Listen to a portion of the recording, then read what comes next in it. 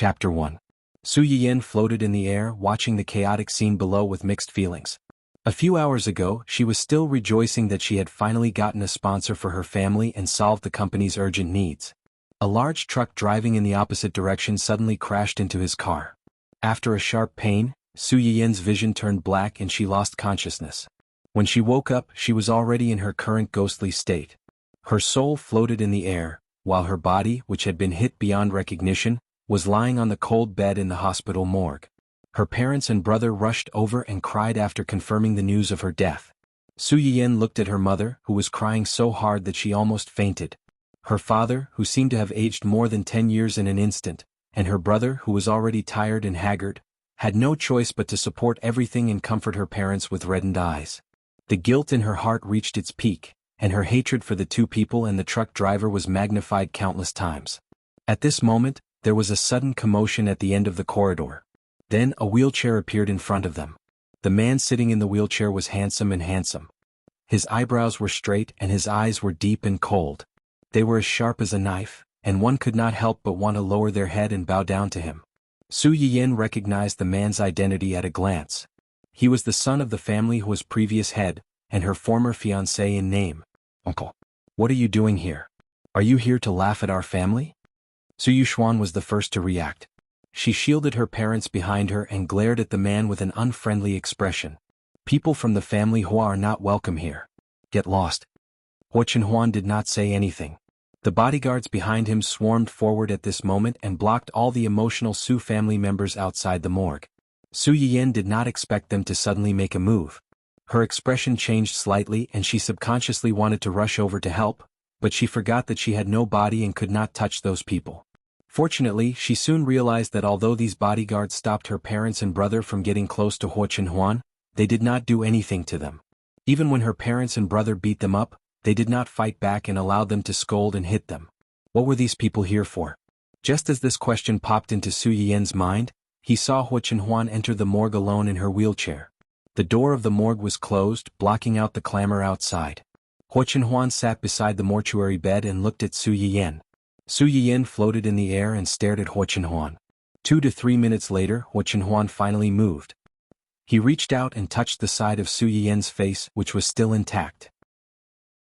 Unknowingly, that pair of eyes that were filled with icicles had been slowly replaced by gentleness and longing, and the space between her brows was filled with pity and regret. Before Su Yiyin could recover from this sudden change, the man in front of her suddenly got up and kissed her cold, bloodless lips. Su Yiyin's eyes suddenly shrank, and her hand unconsciously covered her mouth, as if Hua Chenhuan's kiss had really kissed her. How could this man, how could he do such a thing to her corpse? Wait for me? The man's voice was low and magnetic, like a lover's murmur, intoxicating and seductive. Chapter 2. Has everything been arranged? Su Yiyin watched the man walk out of the morgue and coldly asked the subordinates behind him. After receiving an affirmative answer, the man's eyes were filled with a storm. It was as if the kiss in the room had not only taken away all the warmth from his body, but also all his thoughts in this world. "I want everyone to pay with their lives for her." Su Yiyin's heart trembled. Pay with their lives? Who did he want to pay with their lives? Was it the driver or someone else? Before she had time to think, Su Yiyin had already rushed towards Hua Chenhuan, wanting to grab her. But just as her hand was about to touch Hua Chenhuan, everything around her suddenly became still and distorted, including Su Yiyin herself. A giant whirlpool enveloped everything and countless fragments of memories flashed through Su Yiyin's mind. After a few breaths, the whirlpool dissipated and the dust settled. A mechanical voice suddenly sounded. "Ding," detected a female supporting host. "The counterattack face slapping system is at your service. The selected host has 10 minutes to choose. 1. Accept. 2. Reject. The countdown begins." At the same time, in a certain hospital, a certain person who was supposed to be unconscious suddenly woke up. She sat up from the bed covered in cold sweat. Several people who were waiting by the bed quickly gathered around and asked with concern, Yin, you're awake. Do you feel uncomfortable anywhere? Does your head still hurt?" "Mom?" Su Yiyin stared at the familiar figure in front of her with a face full of worry and heartache. She kept touching her, afraid that this was all just a dream. Mom's here. Do you feel dizzy? Does it hurt anywhere? Yuxuan, quickly go find a doctor to check on your sister. Okay. Su Yuxuan was about to turn and leave, but his sister grabbed his hand first. Don't go. Su Yiyin tightly held her brother's hand. Her body couldn't help but slightly tremble. She had returned. She had returned to the past when she was still alive. Her parents and brother had not been dragged down by her and died tragically one after another. They were all still alive. Brother, dad, and mom. Su Yiyin's eyes swept over the familiar figures in front of her, her eyes slightly red. She could no longer suppress the fear and grievance in her heart. She threw herself into Mother Su's arms and burst into tears. Mrs. Su knew that her daughter was upset because of what had happened. Her heart ached as she said, "It's okay, it's okay. I know you've suffered a lot this time. Don't worry, your father, your brother, and I will definitely avenge you. We'll make that Hua Xiaofeng and that shameless Tish come to you personally and apologize to you." That's right. Su Yuxuan chimed in indignantly, that family Hua has gone too far. Don't worry, Dad, Mom, and I will definitely seek justice for you. Even if we can't openly fall out with the family Hua, at most, I'll privately find a few people to put a gunny sack over his head and beat him up. No matter what, I'll avenge you. Su Yiyin's brother was usually the most secretive. If you cut him open, you could tell that he was a black-hearted person. It was rare for him to lose control of his emotions and say such things. It was obvious that he was really angry. What was even rarer was that Father Su did not stop his son after hearing what he said. Instead, his face was as dark as his son's and he looked at his daughter worriedly. The daughter of the Su family, who had been pampered since she was young, had been humiliated like that. Chapter 3. When Su Yiyin heard the name of her fiancé from her previous life, her whole body trembled. Only then did she realize that she had returned to 3 years ago. At the birthday banquet of the eldest son of the family Hua, she accidentally saw her brainless fiancé cheating on her in front of everyone. She was even pushed down the stairs by the self-proclaimed true love of the mistress and her fiancé, causing her to fall unconscious and be hospitalized. When she thought of the scumbag couple and the scumbag couple, as well as the hypocritical elders of the scumbag's family who were polite and courteous to her family on the surface, a flash of disgust quickly passed through Su Yiyin's eyes. But then, the image of the man who kissed her in the morgue unconsciously appeared in her mind. A few years later, the man who hugged her ashes and burned himself in despair. Everything in the future had not happened yet. The man and she were still alive and well. When she realized this, Su Yiyin's heart trembled violently. She couldn't wait to see him again. "Mom, I want to go to the family Hua. I want to go now." "But your body." Mother Su thought that she wanted to go to the family Hua to settle the score. Although she agreed, she was still a little worried. "Be good. Bear with it for now. When you're better, we'll go and settle the score with them." "I'm fine. I was just angry at the time. Plus, I knocked myself out and felt dizzy. Now that I'm awake, everything is fine." "Really?" Su Yiyin hugged her mother's arm and begged, "Mom, I want to go to the family Hua. I want to go now. Can you come with me?" Mother Su's heart softened at her daughter's pleading. Moreover, she really couldn't take it lying down. She gritted her teeth and nodded. "All right then. We'll go with you to the family Hua and help you break off the engagement." Father Su and Su Yuxuan's faces darkened. They echoed, "Yes, yes, yes. Break off the engagement. We'll break off the engagement now." When Su Yiyin was unconscious, they weren't in the mood to find out who was right and who was wrong. Now that Su Yiyin was awake, they couldn't just let the matter rest. Su Yiyin left the hospital with her parents' help. The moment she got into the car, her heart's anticipation reached its peak. She couldn't wait to appear in front of that person and hug him tightly. At that moment, a mechanical voice suddenly sounded in her head. "The 10-minute countdown has passed. The system has been accepted. By default. The system. 3, 2, 1.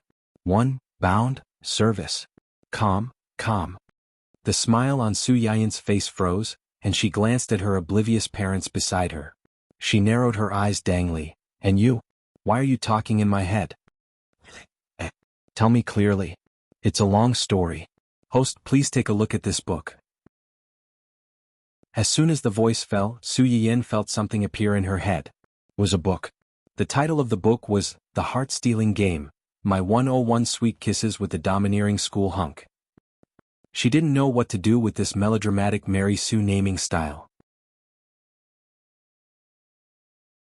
Chapter 4.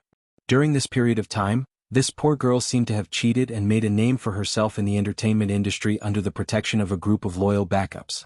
She even received the approval of the male lead's parents and married the male lead. However, this was not the main point. The main point was that the name of the evil supporting female lead who stirred up the storm and died tragically in the end was exactly the same as hers. Su Yiyan's face was as black as the bottom of a pot. So, you're trying to tell me that the world I live in is just a book, and that whether it's me or my family, we're all just paper people in the book? And that I'm the infamous evil supporting female lead who's beaten up by everyone she sees? Yes. The male and female leads of this book are my retarded fiancé and the woman beside him? Yes, they're the children of the world. Su Yiyan's eyes turned cold and she laughed coldly. They're the children of the world. How could they be so easily killed by Hua Chenhuan in the previous life? In the previous life, Su Yiyan did not reincarnate immediately after she died. Instead, she stayed by Hua Chenhuan's side and watched him push those who had harmed her and her family to their deaths. Among these people, the first to bear the brunt was Hua Xiaofeng and that woman. Although there were many accidents in the plan and they managed to escape, in the end, they still fell into Hua Chenhuan's meticulous trap and died without a burial place. The system really wanted to cry. Why were other people's hosts so soft and cute, but its own was so difficult to deal with? Still not telling the truth. Hua Xiaofeng and Wen Jingping are indeed the male and female leads of this world. They represent the world's consciousness. Other than the predestined villains, anyone who has seen them will spontaneously have a good impression of them and be used by them. This is the legendary protagonist aura. Su Yiyan's eyes darkened and a chill passed through them. No wonder those two were so ordinary in their previous lives, and could even be said to be mediocre and incompetent, but they had gathered so many powerful people around them. Even some of their family friends who had good relations with them seemed to have been bewitched and inexplicably broke off their family ties for those two, and were dead set on those two. So, it was because of this so-called protagonist aura? A person with the protagonist's aura should have a smooth sailing life. Host, you've seen it just now. According to the original timeline, after the evil female supporting character who was the stumbling block in their relationship, that is, you, the host, died, the two of them should have successfully obtained the approval of the male lead's parents. They should have gotten married and lived happily ever after. However, because of the host's death, the family whose little uncle, who was supposed to be cannon fodder, suddenly turned evil. He reversed the heavenly Tao and killed the male and female leads, causing the world to collapse. Because of this, the host was given a chance to start over. Hearing this, Su Yiyan felt an inexplicable shudder. If the system was not lying and those two were really the children of the world, then Hua Chenhuan had become the enemy of the entire world for her, and in the end he had won? Su Yiyan's heart thumped, and the smile on her face unconsciously widened. Her whole body was filled with a sense of pride that said, "My man is so powerful, the most powerful person in the world." The system who accidentally heard Su Yiyan's thoughts. Chapter 5. In theory, yes, but there's still a chance. A chance? Su Yiyan raised her eyebrows. You mean you? Yes, you can use the system to seize the female lead's Goldfinger and Halo. You can support the world's luck on their behalf and change fate. Seize their Goldfinger and Halo? Su Yiyan was tempted. If the abnormalities of those people in her previous life were due to this Halo, would the two people who had lost their Halo still be able to stir up trouble and hurt her, her family, and friends like they did in her previous life? In addition, by accumulating likability and conviction points, the host can level up and unlock a series of special medical skills such as medicinal cuisine and acupuncture. The higher the level, the more difficult and complicated diseases you can cure. Su Yiyan's hands clenched by her sides and her pupils constricted. The system was hinting to her that as long as she could seize the two people's halos and work hard to level up, Hua Chenhuan's leg could be saved? When the Su family arrived at the family Hua Xiaofeng and his family were about to leave. The family Hua was stunned when they saw Su Yiyan and the others suddenly show up. Mrs. Hua was the first to react. She stepped forward and said, "Xiuqin, why are you all here? Is Yayan's injury okay? Chihan and I were about to take Xiaofeng to the hospital to see Yayan when you all came." Mrs. Su avoided Mrs. Hua's hand and said coldly, "Since your whole family is here, we won't beat around the bush. You all saw what happened last night. We're here today to ask the family Hua how you want to deal with this matter." Mrs. Hua subconsciously glanced at her husband and said awkwardly, "What happened yesterday was indeed Xiaofeng's fault. Chihan and I have already reprimanded him, and Xiaofeng already knows his mistake. Before Mrs. Hua could finish, Qing Xiuqin interrupted her impatiently. So, you're going to pretend that nothing happened and just let it go? Qing Xiuqin's straightforwardness made the atmosphere in the room freeze for a moment. Hua Qihan coughed softly and broke the silence first. Of course we can't let it go just like that. Xiaofeng, hurry up and apologize to Yayan and your Uncle Su. Hua Xiaofeng's face was still bruised. He must have suffered a lot after they left last night. Now he was even more reluctant to apologize. Mr. Su was infuriated. He said coldly, no need. Since you admit that this matter is your son's fault, we now request to annul this marriage. Your family Hua shouldn't have any objections, right? Hua Qihan's face suddenly changed. Yesterday's incident had already become a scandal in the upper class. Now, if he agreed to the Su family's request to annul the marriage, their family Hua would really become a laughing stock. Old Su, I know you're angry, but this child is young. It's inevitable that he'll make one or two mistakes. Now that he knows his mistake, can't you give him another chance? Chapter 6. Mr. Su was a taciturn man who usually did not speak for a long time. It was rare for him to say so much all of a sudden. Obviously he was really angry. Old Su is right. Our family dotes on our own child. We can't afford to be involved in such a life-threatening marriage. Qing Xiuqin looked at the people in the family Hua indifferently. Mr. Hua, you have to know that it's not like no one wants our daughter. Since your family Hua is not satisfied with my daughter, we can arrange a private time to make things clear in advance. I only have one precious daughter, and there are many people who want to marry her. How can I rely on your family Hua? But your son just had to choose the most hurtful and humiliating method. He's simply going too far. The couple's words were quite rude. Even an old fox like Hua Qihan could not help but be speechless. Su Yiyan listened to her parents' tough questioning with a cold expression. She had no intention of stepping forward to smooth things over. In fact, from the moment she stepped into the family Hua, her attention was completely focused on finding the person.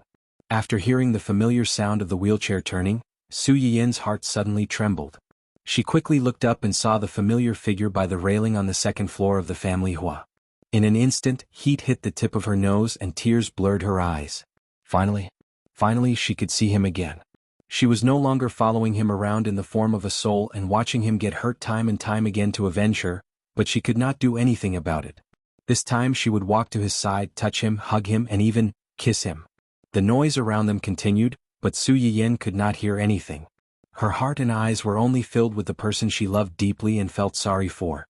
When the quarrel between them became more and more intense, Su Yiyan took the initiative to step forward and said firmly, the marriage contract between the Su family and family Hua can be maintained.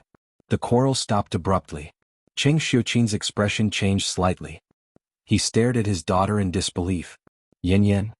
Compared to the Su family, Mrs. Hua was overjoyed. She said excitedly, I knew Yan couldn't bear to part with our Xiaofeng. Xiuqin, look at the two of them, but I want to choose the person I want to marry. Su Yayan interrupted Mrs. Hua and glanced at Hua Xiaofeng, who had a look of disgust and smugness on his face. Hua Xiaofeng thought that she loved him so much that she could not extricate herself from him.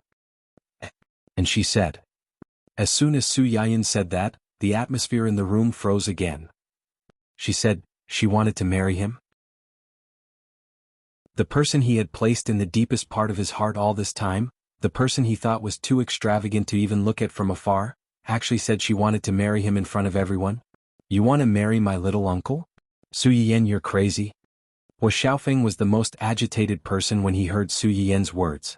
He thought Su Yiyan already had a crush on him and wanted to use her status as his fiancée to get entangled with him. Who would have thought that Su Yiyan would suddenly do something like this? Hua Xiaofeng did not feel happy or relieved at all. Instead, he felt humiliated. Chapter 7. If Su Yiyan knew what he was thinking, she would definitely pick up the glass on the table and smash his head open. Was it worth it for her to beat around the bush and use her lifelong happiness to slap him in the face? Yan, I know you're unhappy, but this is a major event in your life. You can't treat it as a game. Yes, Yan, I know you're still angry about what happened last night, but you can't treat this as a game. Although Mrs. Hua said this with a smile, there was a hint of disdain and contempt in her tone. Obviously, she also felt that Su Yiyan was speaking in a fit of anger. How could an ordinary person like Hua Chenhuan be interested in a useless person? Su Yiyan's face suddenly turned cold. She could understand her mother's worries, but she couldn't bear to see someone show a trace of hostility to Hua Qinhuan in front of her. Mrs. Hua, I know very well what I want, and I know what I should be angry about and what I shouldn't be angry about. I also know that some people are not worthy of my anger. I don't need you to remind me. After Su Yiyin finished talking to Mrs. Hua, she ignored her ugly expression and hugged Qing Xiuqin's arm tightly. She said softly, Mom, I didn't make this decision on the spur of the moment. I thought about everything clearly before I came. But his leg, Mom. Su Yiyin interrupted her mother sharply. I love him. I will only love him in this life. I only want him. I won't marry anyone else except him. Qing Xiuqin was stunned by his daughter's determination and couldn't say anything for a long time. Su Yiyin saw her mother's silence and knew that half of the matter was already settled. She blushed slightly and stole a glance at Hua Qinhuan. Although she was in a good mood, she didn't forget to step on someone. As for some wild chickens, since they begged me to help them yesterday, I'll do as they wish. Don't come to me and add drama. You. Hua Xiaofeng's face darkened. He wanted to step forward but was stopped by Hua Qihan. Yayan, marriage is a matter of mutual consent. You and Qinhuan have only met a few times, so you don't know each other well. Moreover, if you suddenly say that you want to change people, Qinhuan might not necessarily. Uncle Hua, are you saying that as long as both of us agree, it's settled? Hua Qihan choked, and an ominous premonition suddenly arose in his heart, but he still braced himself and said, Of course, if both of you are in love with each other, we naturally have no objections. Su Yiyin had been waiting for him to say this. She raised her head and looked at Hua Qinhuan. Her eyes sparkled as she asked, Will you marry me? Hua Qinhuan met her gaze and his usually indifferent face softened a little. He opened his mouth and wanted to say yes, but he seemed to think of something. His hand holding the edge of the wheelchair subconsciously tightened and he didn't answer. Su Yiyin waited for a while. When she saw that he didn't say anything, the light in her eyes dimmed little by little. She asked sadly, Even you don't want to marry me? Hua Qinhuan was shocked and the struggle in his eyes became more obvious. When the two men of the Su family saw their daughter's, sister's, pitiful appearance, they suddenly forgot all kinds of disagreements about this marriage and turned to glare at Hua Qinhuan. What was wrong with this guy? Their daughter, sister, had taken the initiative, but he was still so indifferent. Was he the same as Hua Xiaofeng? Chapter 8. Congratulations, host. You've gained 21 favorability points.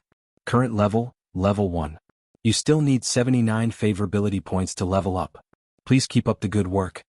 Su Yiyin was startled by the sudden notification in her mind. Although she knew that Hua Qinhuan liked her, who wouldn't want the person they liked to like them more at every moment? Moreover, did this 21 mean that he loved her? Was he secretly confessing to her? Upon realizing this, the disappointment on Su Yiyin's face instantly faded away and was replaced by a bright smile and a little complacent that her scheme had succeeded. Such pure joy made the Su family depressed. For a moment, they didn't know whether to be happy that Su Yiyin got what she wanted or angry that their precious daughter, sister, was inexplicably engaged to a man she didn't know. Hua Qihan didn't seem to expect Hua Qinhuan to agree. His expression changed slightly and he subconsciously wanted to stop it. Qinhuan, this? Before he could finish speaking, Hua Qinhuan had already glanced at him coldly. Big brother, do you have a problem with this? Hua Qihan felt a chill run down his spine. His expression was ugly as he admitted defeat. No. Dad, Mom? After solving the problem with Hua Qinhuan, Su Yiyin hugged Qing Xiuqin's arm and begged her softly. Qing Xiuqin was furious. In her opinion, her daughter was basically slapping the family Hua in the face with her lifelong happiness. That Hua Xiaofeng wasn't a good person. Regardless of the Hua family's youngest uncle's character, his legs, her daughter could have chosen any man. Why did she have to marry a man who couldn't walk? Su Yiyin could tell what Qing Xiuqin was thinking at a glance. She pitifully called out again, Mom? Qing Xiuqin's face was cold and she said awkwardly, This is a lifetime event. Are you serious? You won't regret it? Absolutely not. As Su Yiyin spoke, she leaned close to Qing Xiuqin's ear and pleaded in a soft voice that only the two of them could hear. Mom, just say yes. I know what I'm doing. I'll deal with you when we get back. Qing Xiuqin had no choice but to glare fiercely at Su Yiyin before turning to look at Hua Qihan and his wife. Since your son has already found his own happiness, we are not unreasonable people. Nothing forcibly done will be sweet. Now, let's all return to our respective places and get married.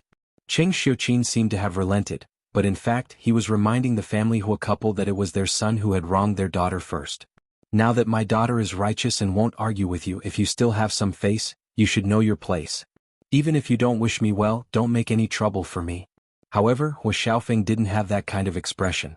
When he heard this, he immediately said in a strange tone, "You're already engaged, but you're still entangled with your fiancé's uncle. Don't you think it's embarrassing if word gets out?"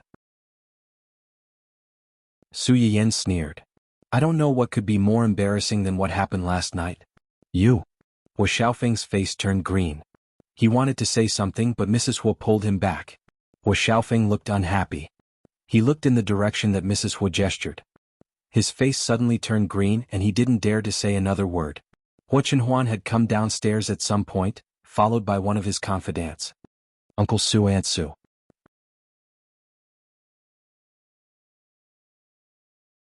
Chapter 9.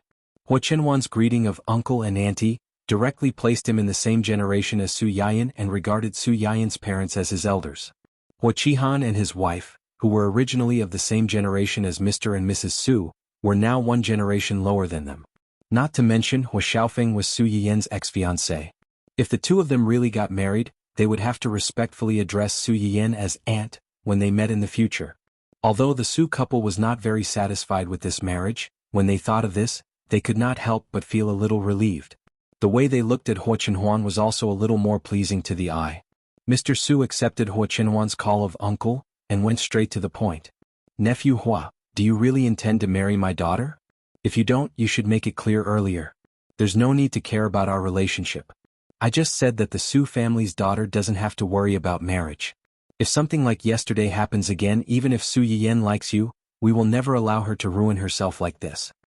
Hua Chenhuan was not in a hurry to answer. Instead, she turned her head to look at Su Yiyan.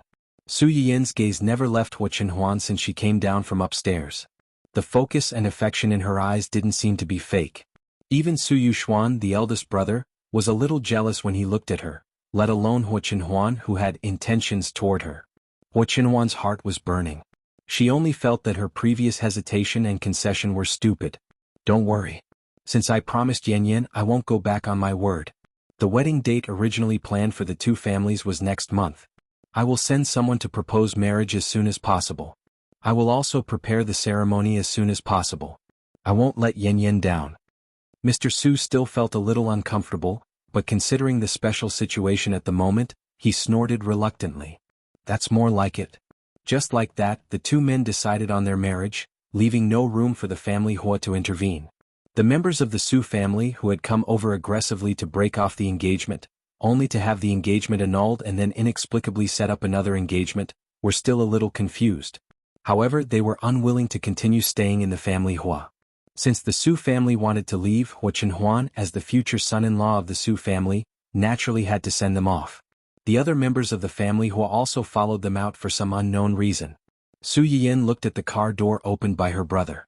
Then she seemed to have thought of something. She turned around and ran in the direction of Hua Chenhuan. "Can I come to you tomorrow?" Her eyes were astonishingly bright, full of expectation and joy. They were even more dazzling and breathtaking than Hua Chenhuan remembered. "All right, I'll send someone to pick you up tomorrow morning." "Okay." Su Yiyan nodded, her eyes turning slightly. Before Hua Chenhuan could react, she leaned forward and planted a kiss on his eyes. Hua Chenhuan's eyes narrowed, his face full of surprise. "Congratulations, host. You've received 21 favorability points. You're 58 favorability points away from leveling up. Please continue to work hard. See you tomorrow." The expected notification made Su Yiyan feel even sweeter and happier. She blushed slightly and ran away as if she was escaping. Hua Chenhuan was stunned for a while before he realized what had just happened. His hand unconsciously touched the spot where he had been kissed, and a warm smile that had never appeared before appeared on his face.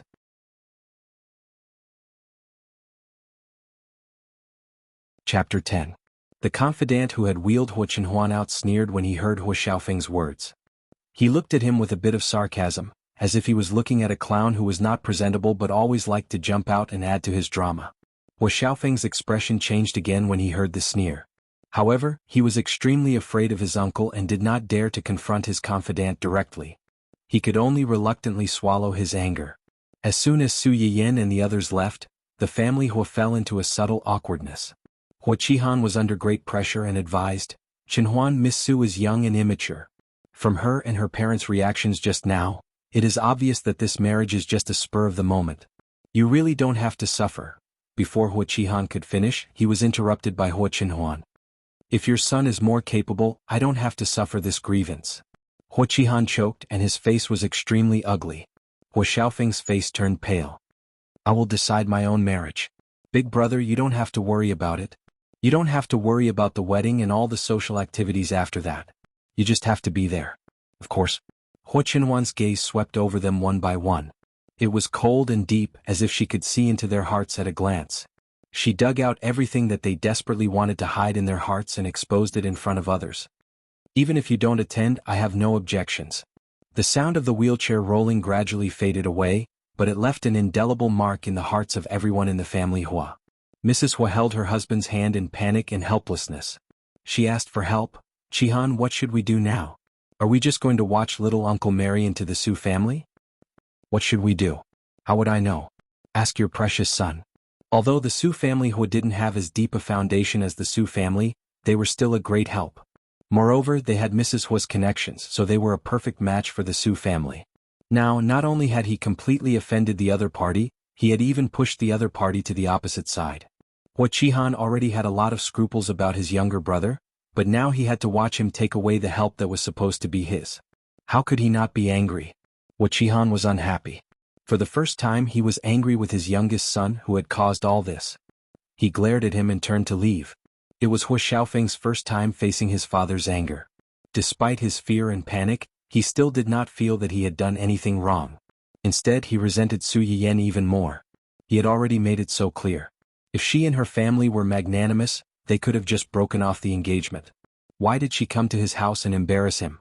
Instead, she wanted to marry his uncle. She was really vicious and scheming. What the family Hua didn't know was that Hua Qinhuan hadn't gone far. She was coldly watching this farce from the staircase. "Young master, have you really made up your mind?"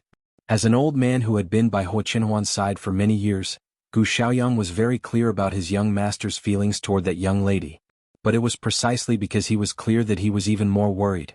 If that young lady was really like Hua Qihan said, and this marriage was just a spur of the moment, the person who would be hurt in the end would definitely be the young master.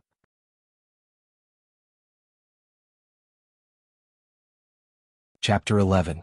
At the same time, Su Yiyan, who was sitting in the car, heard the familiar notification sound again. "Congratulations, host. You have gained 21 favorability points. You are only one step away from leveling up. Please continue to work hard." She didn't need to think to know who had contributed the favorability points. They had only been apart for a short while, and he was already missing her? Su Yiyan couldn't help but smile. Anyone with a discerning eye could see how happy she was at the moment. "Why are you smiling like an idiot?" Burp. Su Yiyan was so scared that she hiccuped. She felt inexplicably guilty under her mother's stern and puzzled gaze. "Nothing." Qing Xiuqin wasn't so easily fooled. "Nothing? The corners of your mouth are almost reaching your ears. Tell me honestly, what's going on between you and Mr. Hua?" The Su family of three still couldn't figure out when their precious daughter, little sister, had met Hua Qinhuan and even developed to the point where she wanted to marry no one else but him. It's a long story. Then make it short. Su Yiyan considered her words carefully.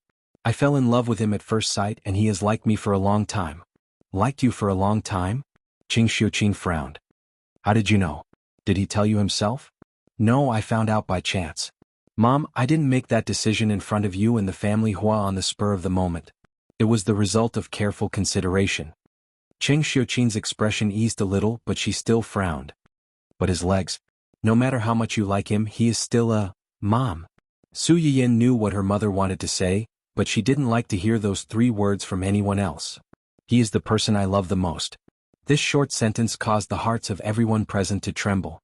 A few seconds later, Qing Xiuqin snorted with jealousy and said awkwardly, "You really don't want your mother anymore once you have a husband. You've only known him for a short while and he's already the person you love the most. Sure enough, it's better to raise a stick than a daughter. A grown girl can't be controlled by her mother." "Mr. Su, humph." Su Yuxuan, humph. Su Yiyan received the resentful and condemning gazes of his family members, and the corners of his lips curled up slightly. She hugged Qing Xiuqin's arm tightly and said coquettishly, "You are my most beloved family, and he is my future most beloved husband." It's not the same. They don't conflict and they can't be mixed together. Qing Xiuqin glanced at his daughter suspiciously and still found it hard to believe. "Do you really like him that much?" "Mom, I will only love him for the rest of my life. There won't be anyone else." The whole family was defeated by Su Yiyan's persistence. They waved their hands helplessly and said, forget it. You can decide your own marriage. If you really suffer in the future, don't come crying to us." Su Yiyan leaned closer to Qing Xiuqin, smiling brightly. Now that she was reborn, she would never repeat the mistakes of her previous life. Even if she really had to cry in the future, it would be tears of joy. Su Yiyan was so excited that she couldn't sleep the whole night. The next morning, she woke up early to wait for Huo Qinhuan's people to pick her up. Qing Xiuqin saw this scene and felt a little exasperated. Girls should be more reserved. If others see you like this, they might think that you want to get married.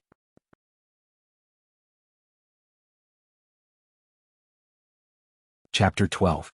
Qing Xiuqin choked. She was both angry and amused. If she had some doubts about her daughter's confession before, now she believed it 100%. She was just a little puzzled. What kind of charm did Huo Qinhuan have that made her daughter so infatuated with him? Compared to Qing Xiuqin's curiosity, the two men in the family had already turned sour. Mr. Su shook the newspaper in his hand and let out a cold snort. Not far away, Su Yuxuan, who was eating breakfast, cut the poached egg on his plate with a crunching sound. It was unknown if he thought it was some dog who had abducted his little sister. Su Yiyan did not notice the sour atmosphere in the house. Just as she was about to go out, she suddenly felt something heavy on her feet.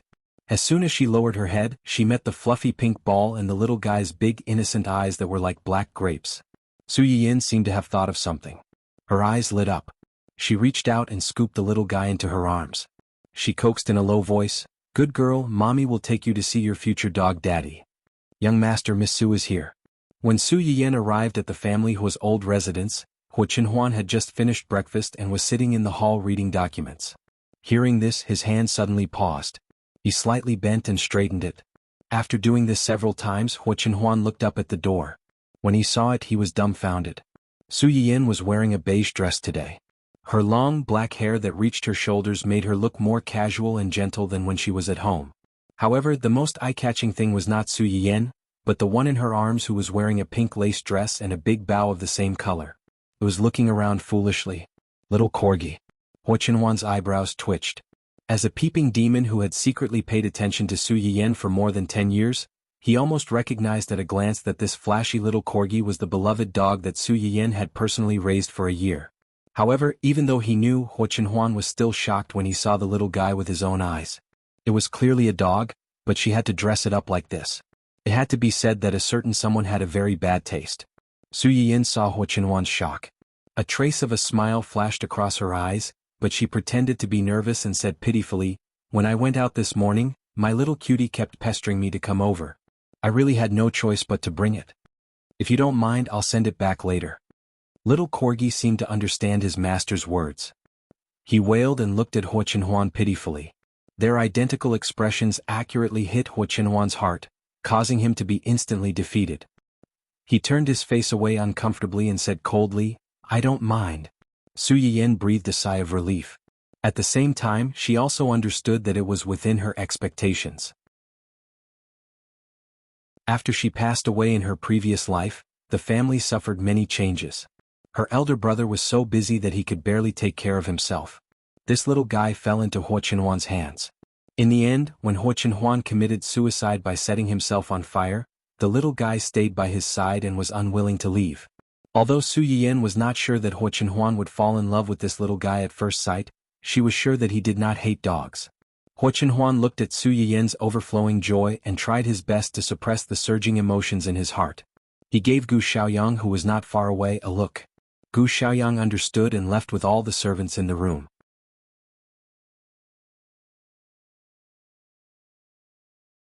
Chapter 13. I have something to ask you.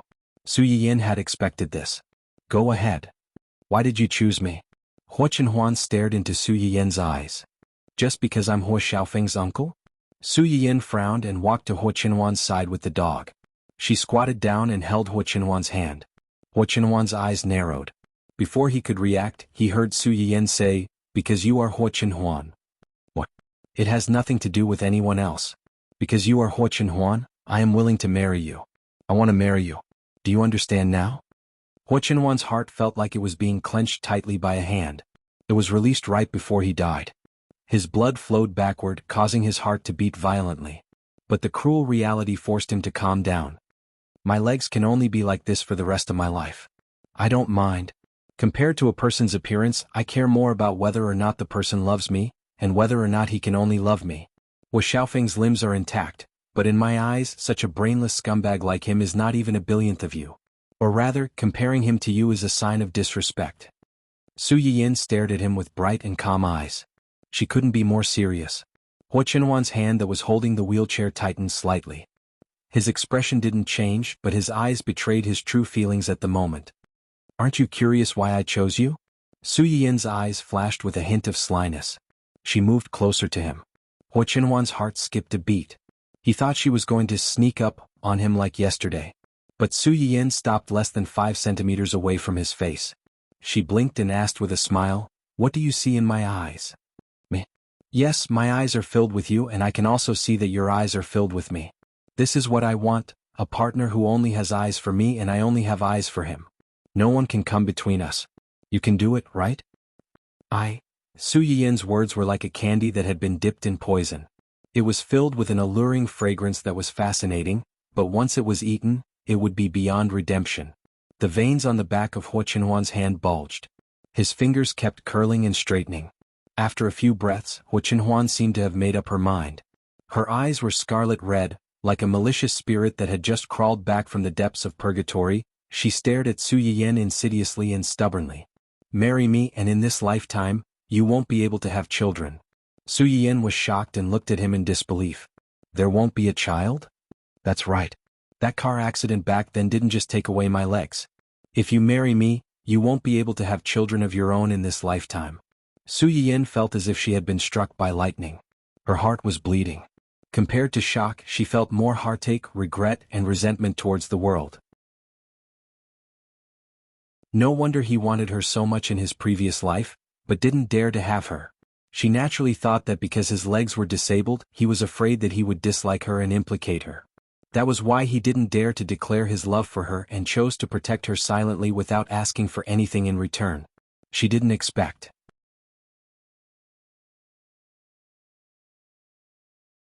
Chapter 14. Unlike the previous sneak attack, Su Yiyan didn't run away after kissing him this time. Instead, she looked at the person in front of her seriously while kissing him. Her slightly red eyes were filled with complicated feelings, heartache, and deep affection. However, there was no regret or retreat as Hua Qinhuan thought. "I don't regret it. Don't even think about pushing me away like this. Isn't it just that we won't have children? If he didn't, then he didn't.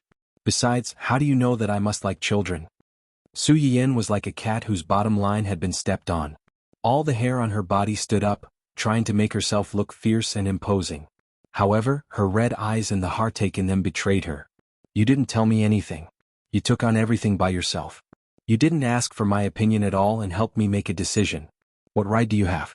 How do you know what I really want? How do you know that I will definitely regret it? You're really, really too much." Su Yiyan unconsciously sounded like she was about to cry at the end of her sentence.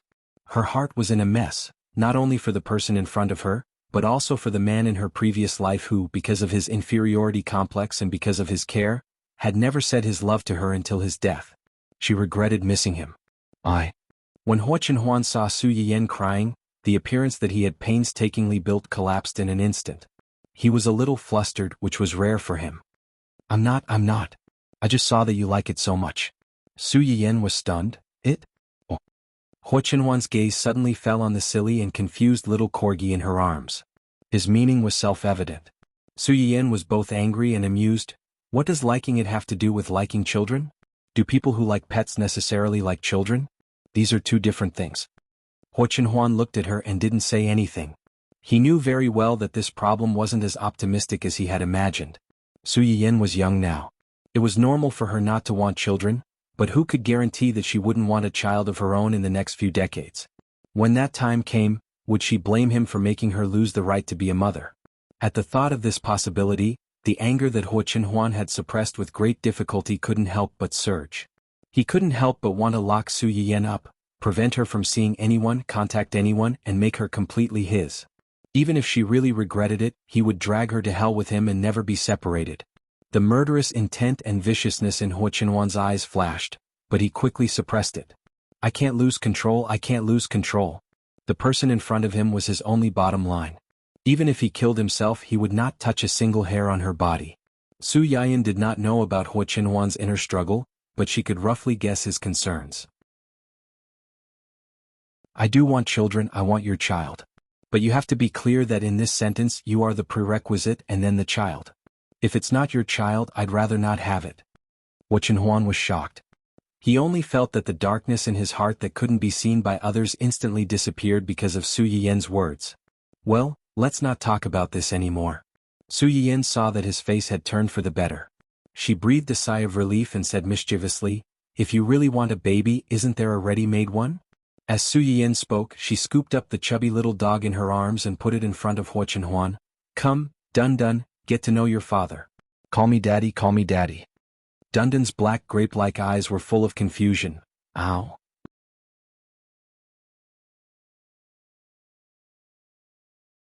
Chapter 15. Huo Chenhuan still had a remote video conference in the afternoon, so Su Yiyan did not stay in the family Huo for too long. She left after lunch. However, before she left the corgi cub named Dun in the family Huo, saying that she wanted them to cultivate their father-son relationship. Huo Chenhuan. She didn't need it. Just as she got into the car on the way back, a familiar notification sounded. Congratulations to the host for gaining favorability plus 520. It has been detected that the host's total favorability has exceeded 100 and has been promoted to level 2. The level up gift pack and the newbie gift pack have been sent to the host's mailbox. Please check it. Su Yiyan was stunned by the sudden increase in favorability. It took her a while to realize that Huo Chenhuan's heart was not completely unaffected by what she had said before. She was obviously very happy, but she did not show it on her face. Should she say that this guy was arrogant or coquettish? After the joy, Su Yiyan finally focused her attention on the 2 new gift packs she had received. However, newbie gift pack? Shouldn't you have given it to me when I was just bound? Of course, the system could not tell Su Yiyan that it had been so anxious to fool Su Yiyan that it had forgotten about it and quickly changed the topic. Please check the gift packs yourself. If there is anything you do not understand, you can ask the system at any time. How could Su Yiyan not hear its guilty conscience? Fortunately, she was in a good mood, so she was too lazy to argue with it. The level up gift pack and the newbie gift pack looked different in appearance. One was golden and the other was green. Su Yiyan first clicked on the golden one. The page in front of her suddenly jumped, and a golden book jumped out like a card game. Congratulations to the host for obtaining the book, Medicinal Cuisine Encyclopedia. The skill tree function is officially unlocked. Please work hard to collect favorability and belief points to level up and unlock more skill points as soon as possible. Skill tree? Su Yiyan looked at it and realized that there was an incomparably huge tree-shaped picture in her mind. This picture was like a towering tree that rose from the ground, with some small branches radiating from the trunk to both sides. The medicinal cuisine skill that she had just unlocked was at the bottom of the skill tree, shining brightly. Above it were acupuncture, massage, cupping, and artemisia skills that had yet to be unlocked. The more Su Yiyan read, the brighter her eyes became.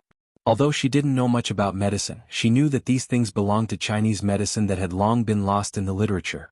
In this high-tech era where modern medicine had been replaced by various scientific instruments and even Western medicine, traditional Chinese medicine only existed in the regretful imagination of medical students.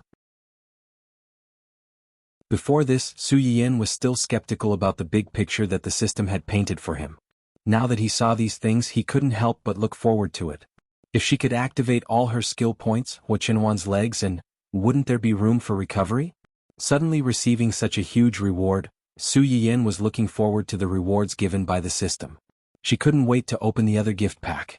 The familiar page appeared once again, followed by a flash of light and a few plant cards popped out.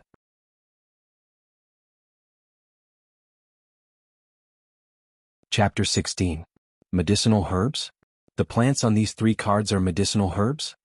Yes, after testing, These three are Chinese medicinal herbs that have long been extinct in the host's world. These 3 medicinal herbs will be given to the host for free as a novice gift. As for the rest, the host will have to take the initiative to purchase them from the merchant store. As soon as the system finished speaking, a page similar to a merchant store appeared in front of Su Yiyan. There were rows and rows of cards that were similar to the medicinal herbs from before. At the bottom of the cards were prices that ranged from 1,000 favorable impression points to tens of millions of favorable impression points. Su Yiyan's heart skipped a beat when she saw this. She temporarily closed the merchant store and focused her attention on the 3 medicinal herbs. How do I plant this? Do I directly take the seeds and scatter them into the soil? The host can take the seeds and plant them in the real world. You can also plant them directly in the farm lotus pond provided by the system. Immediately, the scene before Su Yiyan's eyes changed to a small farm with 15 square plots of land. There was also a small pond beside the farm. The fertile soil in the farm and the mud in the lotus pond have the effect of increasing the medicinal herb seeds' growth and reducing the maturity time. In addition, the host can also use favorable impression points to increase the quality of the soil in the farm to increase the effectiveness and quality of the medicinal herbs. When Su Yiyan heard this, her vision couldn't help but turn black. Favorable impression points again. She needed favorable impression points to level up, exchange for medicinal herb seeds needed favorable impression points, and upgrade the soil to increase the quality of the medicinal herbs also needed favorable impression points. What she lacked the most now was favorable impression points. Ever since she was born, Su Yiyan had a good family background and never had to worry about money. However, this was the first time in her life that she felt the bitterness of poverty. Relying only on Huachenhuan, this gold mine was still too little. After all, it was inevitable that the mine would be exhausted after a long time. She had to think of other ways to develop the mission's target. Even if the quality couldn't keep up, she had to make up for it in terms of quantity. Thinking of this, Su Yiyan thought of a way: live streaming. She could use live streaming to collect favorable impression points, and Su Yiyan narrowed her eyes. If she didn't remember wrongly, the original female lead, Wen Jingping, seemed to have just made a name for herself in the live streaming world. According to the original novel, Wen Jingping's family had an ancestral recipe book. After Wen Jingping went to college, she couldn't afford the expensive tuition and living expenses, so she started to make money through live streaming. In this era where most people could only rely on nutritional supplements, Wen Jingping relied on her excellent culinary skills and her cheat to quickly become a rising star in the gourmet area. Because of this, she hooked up with the backups who would work hard for her without complaint. 1, 2, 3, 4, 5. Su Yiyan was a little curious. Compared to Wen Jingping's cookbook, which one was better? With this thought in mind, Su Yiyan tapped on the 3 medicinal herb cards. The cards flipped over, revealing the introductions behind them. Wolfberry, sweet taste, good for liver, kidney, lung. Motherwort, it tastes bitter, mainly promoting blood circulation, removing blood stasis and regulating menstruation. Hawthorn, sour, slightly sweet, good for digestion and increase appetite. Increase appetite? Su Yiyan seemed to have thought of something. She raised her head and looked at Gu Xiaoyang, who was driving in front. Has Chenhuan encountered any troubles recently? I saw that he didn't have much of an appetite during lunch.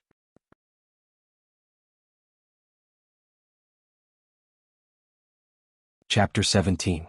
Su Yiyan furrowed her eyebrows. She already had a plan in mind. Gu Xiaoyang waited for a long time but did not hear anything else. He breathed a sigh of relief but also felt a little disappointed. Did Miss Su really like his young master? After Su Yiyan returned home, she planted 3 types of medicinal herbs on the 15 plots of land in the system. After ensuring that she could harvest a batch of finished products before tomorrow morning, she took out some seeds and scattered them in the green belt beside her yard. When she was done, the sky was already a little dark. Su Yiyan calculated the time and quickly finished her dinner. She ran back to her room to harass Huachenhuan. Yanyan loves you most in the world, are you there? Cat rolling anxiously. Jip. When Huachenhuan's servant saw the straightforward ID name, a faint blush appeared on his sickly pale face, which had not been exposed to the public for a long time. Whoa, what's wrong? Yanyan loves you most in the world, I miss you, cat cuddle. Jip. For some reason, looking at the picture, Huachenhuan immediately thought of Su Yiyan squatting beside his wheelchair and looking at her eagerly. She subconsciously wanted to reply with a hug picture, but realized that she was an old cadre, who basically did not chat with non-staff members. There was no such thing as an emoji pack. Hua Chenhuan's hand that was poking at her phone suddenly paused. She clicked on another chat box. Yu Zian, who was sitting opposite Gu Xiaoyang, quickly pulled up the tablecloth to block it, but he still could not escape. Go, so, yang. Gu Xiaoyang covered his chest and apologized with difficulty. Cough, cough, cough, I'm sorry, I really can't hold it in. Young master actually asked me to send him an emoji pack. Emoji pack? Zui Yanbai and Yu Zian looked at each other. Could it be that his account was hacked? It's possible. Gu Xiaoyang nodded in agreement and replied with trepidation. Young master? In person? Hua. Gu Xiaoyang stood up immediately. No, no, no, it's definitely young master from his tone. The two of them, what should I do now? Just do as young master says. He must have his reasons. Why do you care so much? Gu Xiaoyang thought it made sense, so he sent all the emoticons on his account to her at once. However, Gu Xiaoyang had completely forgotten that among the hundreds of memes he had, there were always a few that were particularly silly and eye-catching. Hua Chenhuan knew that the emoji package was ready when she heard the phone vibrate. She quickly switched back to the conversation with Gu Xiaoyang. Unexpectedly, in the next second, a tall and burly King Kong Barbie, who looked like an iron tower, came into view. She was wearing a lace dress, waving a small handkerchief and posing coquettishly like a brothel madam. There was a line of colorful words flashing beside her. Come, come. There was also a picture of a cartoon character lying on the ground with his face on the ground. Baby fell down. You need to kiss, hug, and raise me high before you can get up. Was this the kind of person who was usually quite reliable like this in private? Hua Chenhuan's eyebrows trembled slightly. After searching for a long time, she finally found a more normal one among the hundreds of memes and sent it to Su Yiyan. Su Yiyan did not get a reply for a long time and was a little worried that she was too direct and scared him. She was hesitating whether she should take the initiative to say something else to make up for it when a picture popped up in the conversation. A middle-aged man in his early 40s was carrying his 5 or 6-year-old daughter, kissing, hugging, and raising her high.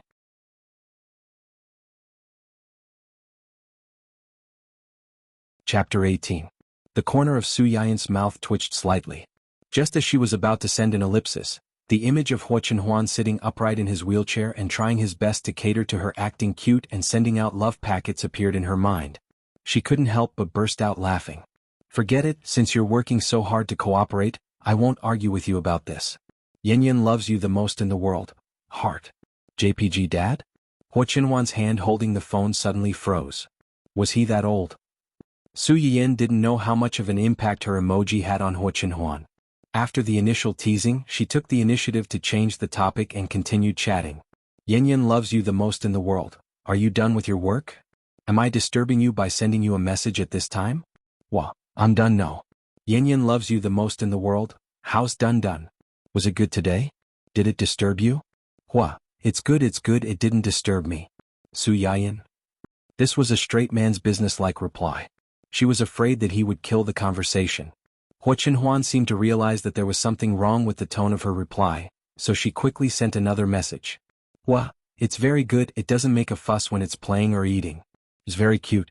Yan loves you the most in the world. Is it cute or am I cute? Open my big eyes wide, Kazalin. Hua Chenhuan was slightly stunned, and her face couldn't help but blush again. Wah, you're cute, you're the cutest. Su Yiyan could feel a certain someone's desire to live through the screen. She screamed, rolled her face into the soft blanket and rolled back and forth on the bed a few times. When the heat on her face subsided a little, she picked up the phone excitedly again. Yan loves you the most in the world. Can you take a picture of Dun for me? It's best if it's the back. Picture of the dog? Hua Chenhuan looked around but did not see Dun. After a moment of hesitation, he called out tentatively, Dun? Dun, who was hiding behind the curtains and using his claws to attack Xiao Hua and Butterfly, immediately came out when he heard the call and ran towards Hua Chenhuan. Even from afar, Hua Chenhuan could see the lump of meat or fur on its body swaying back and forth. She had to admit it was a little cute. Hua Chenhuan coughed softly and raised her phone to take a picture of it. Dun, on the other hand, seemed to recognize the thing in his hand. He thought that Hua Chenhuan wanted to play with him, so he kept circling around his feet, staring at him eagerly. As soon as Hua Chenhuan moved, Dun moved as well. The two of them circled around the same spot a few times. In the end, Hua Chenhuan ran out of patience. He scooped the silly little guy into his arms and took a picture of his fleshy butt. Su Yiyan looked at the familiar peach-shaped buttocks in the picture and the corners of her lips curled up slightly. Yan loves you the most in the world. Do you know why I put Dun Dun with you? Huo Chenhuan, why? Su Yiyan replied with a picture. It was the same picture that Huo Chenhuan had sent him not long ago. What was different was that the outline of Dun Dun's little buttocks was circled by a red line. Looking at it, it was actually a perfect heart shape. Next to the big heart, there was a long string of smaller hearts with the words, "My little heart is all yours." Huo Chenhuan looked at the picture and narrowed her eyes. She instantly understood what the picture was trying to convey. Why did I put the dog with you?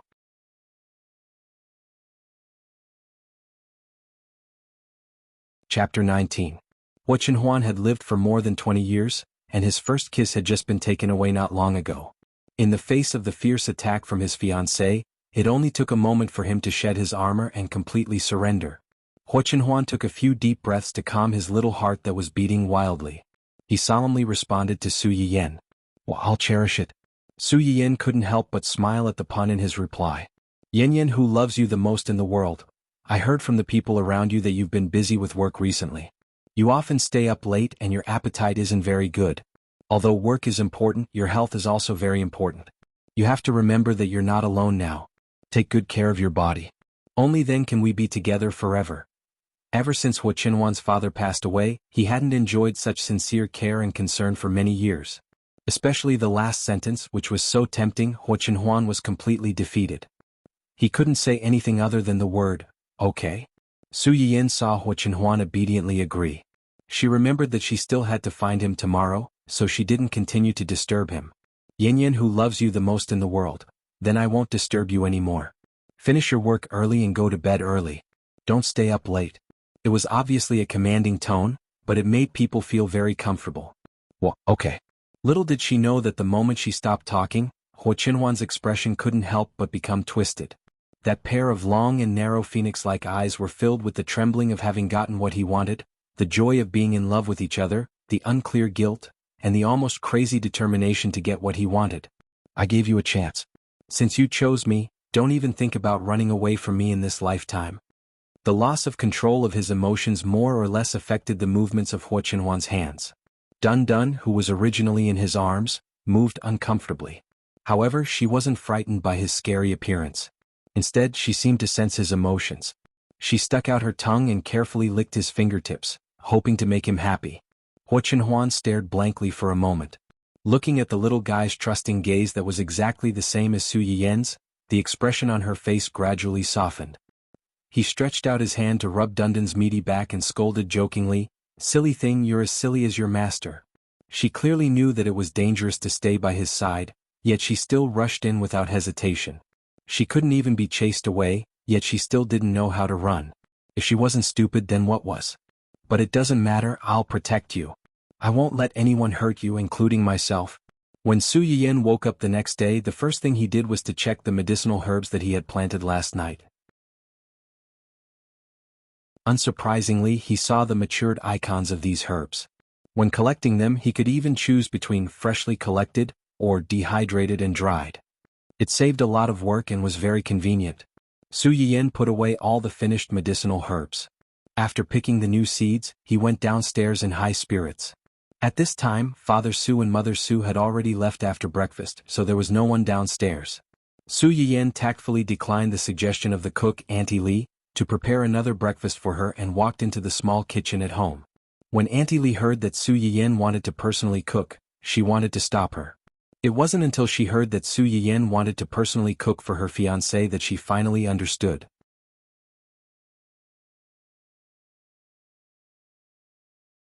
Chapter 20. Su Yiyan, who was showing off her affection, found the ingredients she needed for the day and prepared them briefly. She turned on the live stream and pointed the camera at her hand to ensure that her face would not appear on screen. Hello everyone, welcome to Yanyan's Little Kitchen. I'm Yanyan, your host. Today I'll be bringing you two medicinal cuisines. The so-called medicinal cuisine is a combination of medicinal herbs used in traditional Chinese medicine and natural ingredients. It can not only satisfy the appetite of the stomach, but also nourish the body. Yuzian was the main person in charge of the livestream platform Onlooker. The platform had been around for less than 3 years, but it had already gathered many well-known hosts. From a small, unknown platform, it had become a rising star that was about to catch up with a few large livestream platforms. Recently, there was a girl who specialized in cooking natural delicacies in the gourmet section of Eat Melon live broadcast. Within a few months, she had attracted a lot of foodie fans. She had also led countless foreign anchors who smelled benefits to join the gourmet section, greatly making up for the shortcomings of the previous gourmet section. However, most of these people were just pretending to be good people. There were only a few who were truly talented and could be praised. Today, Wuxia took advantage of his shift to open his own app and wanted to see if there were any undiscovered gems in the food section. Su Yiyan's live stream happened to be right in front of his eyes at this time. Medicinal cuisines? What the hell was that? Was it also edible? With some curiosity, Wuxia opened the live stream and heard Su Yiyan's opening words. Before he could comment on it, he heard his big boss ask coldly, "What are you looking at?" Wuxia was shocked and felt inexplicably guilty as if he had been caught red-handed at work. "Young master, why did you come down?"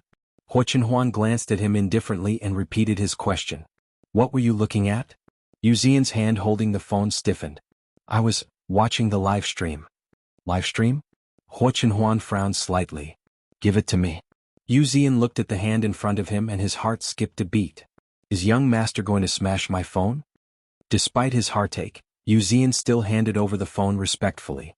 If Huo had only been slightly suspicious when she first heard the voice, Huo immediately confirmed her suspicions when she saw the pair of hands in the live stream. The person doing the live broadcast was Su Yiyan. Before Huo could think further, Su Yiyan smiled faintly and said, "Recently, someone in my family has been very busy with work and has been staying up late. His liver is very hot and he has lost his appetite. Therefore, the two medicinal cuisines I'm going to make today are probably related to this." Huo was stunned. She subconsciously thought of the messages that Su Yiyan had sent her yesterday. Could this family member be referring to him? First, let's make this hawthorn crucian carp soup.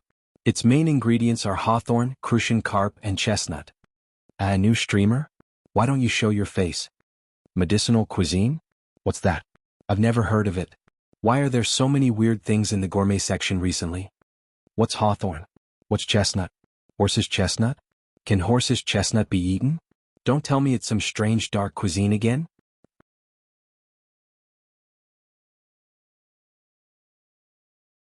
Chapter 21. Even though there weren't many people, it was a good start. Su Yiyan's spirits were lifted, and he began to patiently answer the audience's questions. The hawthorn is the red fruit in my bowl. It's both a fruit and a type of Chinese medicine. Fresh hawthorn can be eaten raw, and after drying it can be used as medicine. It has a miraculous effect on appetites and digestion. As soon as Su Yiyan finished speaking, several questions appeared on the screen. Are you serious? What fruit and what kind of medicine are you talking about? Is the host bragging? I can't say for sure. In this day and age, streamers rely on shouting and bragging. There aren't many who have real skills. Let's leave. Huo narrowed his eyes and looked at the bullet screen floating by. His face was a little dark and it made Wuxia's heart tremble. Horseshoe isn't a horse's hoof but this white fruit. The reason why it's called horseshoe is because of the ancient earth dialect. This fruit is crispy and sweet, and it also has the effect of appetites and digestion. Su Yiyan ignored the questions on the screen. As he spoke, he poured the hawthorn and horseshoe into the pot. After boiling it on high heat, he lowered the heat to simmer it. Then he picked up another pot and began to fry the fish. Before putting it into the pot, I'll fry the fish first. This way the fish won't fall apart when stewing and the taste will be better. However, you don't have to fry it for too long. Once both sides are golden brown, you can take it out of the pot. Ever since Su Yiyan began to fry the fish, the doubts in the broadcast suddenly decreased, and a new batch of viewers even poured in. After all, frying the fish was a technical job, and it was easy to burn it if one wasn't careful. However, Su Yiyan's fish was still golden when he took it out of the pot, and it looked very appetizing. The host's cooking looks pretty good. However, doesn't the host put shredded ginger to remove the fishy smell? I see that Futic Dada next door adds shredded ginger every time she makes fish. Su Yiyan saw this comment and paused. Wasn't this Futic Dada when Jinping's ID on the broadcast platform? Shredded ginger can indeed get rid of the fishy smell, but the hawthorn in my pot can also get rid of the fishy smell, so there's no need to add ginger. Su Yiyan put the fried fish into the soup pot, covered it with a lid and put it aside to simmer slowly. At the same time he took out another casserole. There's still some time before the fish soup is ready. Let's take advantage of this time to make another dish, pig liver and wolfberry porridge. The main ingredients used are wolfberry leaves, wolfberry and pig liver. Su Yiyan said as she swiftly cooked the rice and wolfberries in the clay pot. Then she sprinkled some ginger on them to remove the smell. After that, she soaked the pig liver in water to remove the impurities. After the rice in the casserole had boiled, he threw the pig liver and wolfberry leaves into the casserole until the pig liver was cooked. During this process, Su Yiyan took the time to add some seasoning to the fish soup. As time went by, the smell of the herbs and ingredients in the two pots began to gradually drift out. The dozens of viewers in the live broadcast room were all drooling. The number of viewers in the live stream finally increased by a small margin, and this increase reached its peak the moment Su Yiyan lifted the lid. Damn, what's this smell? Why is it so fragrant?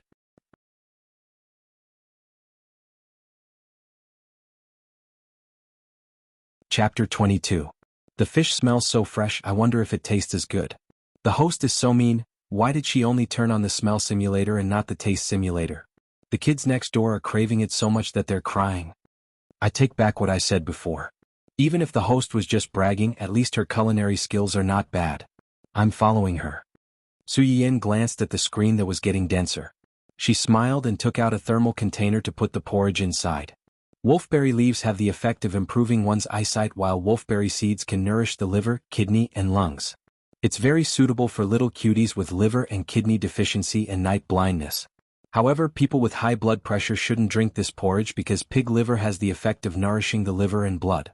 It's not good for people with high blood pressure to eat too much of it. Friends with high blood pressure should also take note and try not to let them eat this. Hawthorn and crucian carp have the effect of warming the spleen and stomach and have the effect of stimulating the appetite.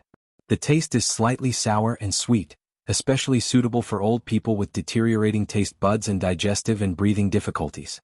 However, there's one thing to be careful about. It's best not to eat this for pregnant women as it can harm the fetus. Medicinal cuisine is different from nutrient solutions. It's important to supplement what's lacking. Don't eat it carelessly. Old people. Huo Chenhuan, who had been watching the live stream from beginning to end, was hit in the head by the sudden appearance of these few words. Last night, Su Yiyan had called him father, and today there was an old person.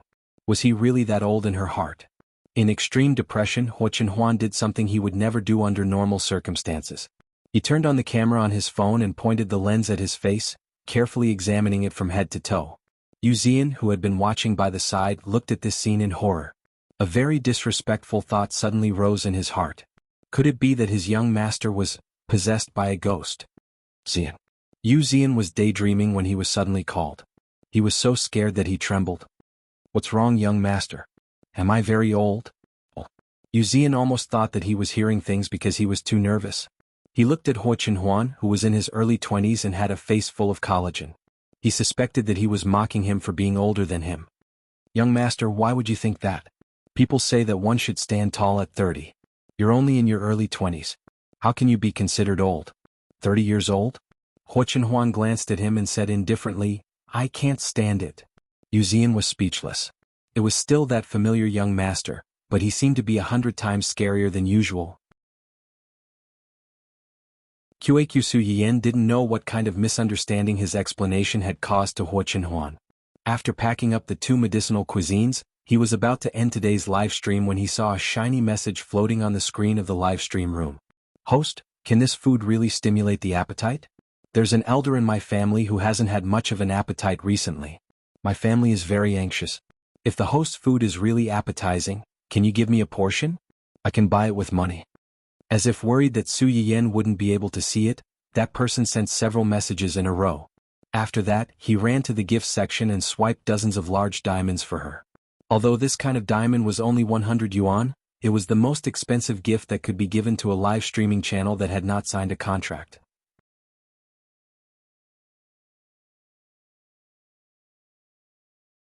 Chapter 23.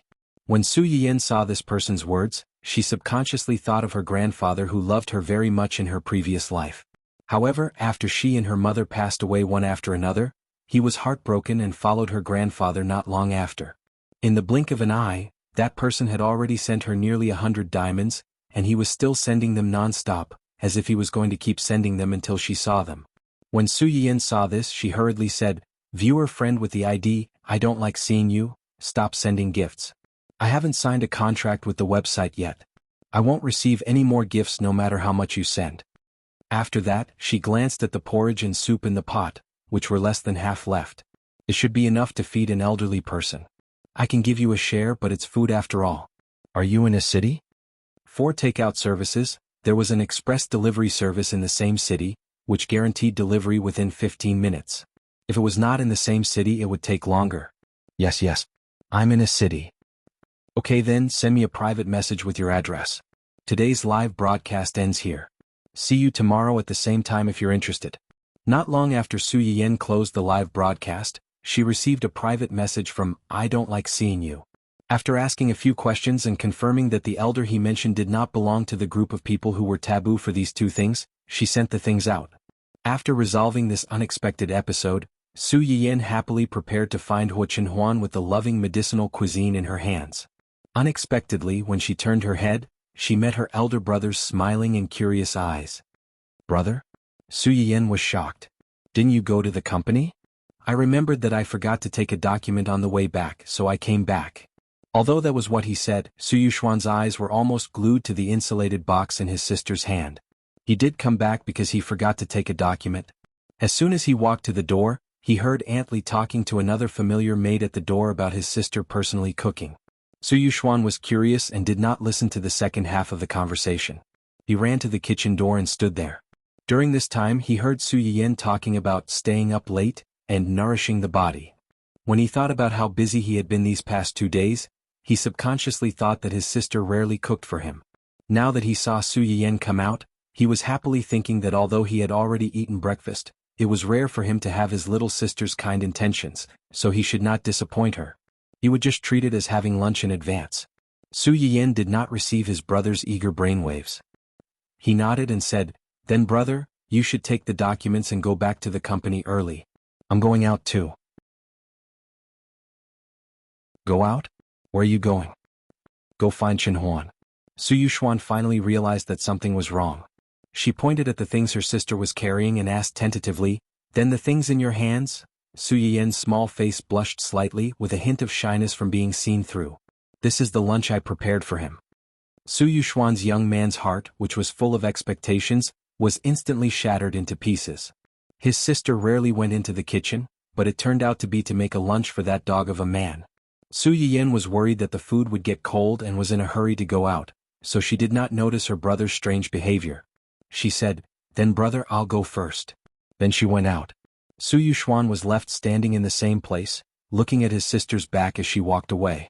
He almost ground his teeth to pieces. That dog of a man who kidnapped my sister ruined my expectations and messed up my family.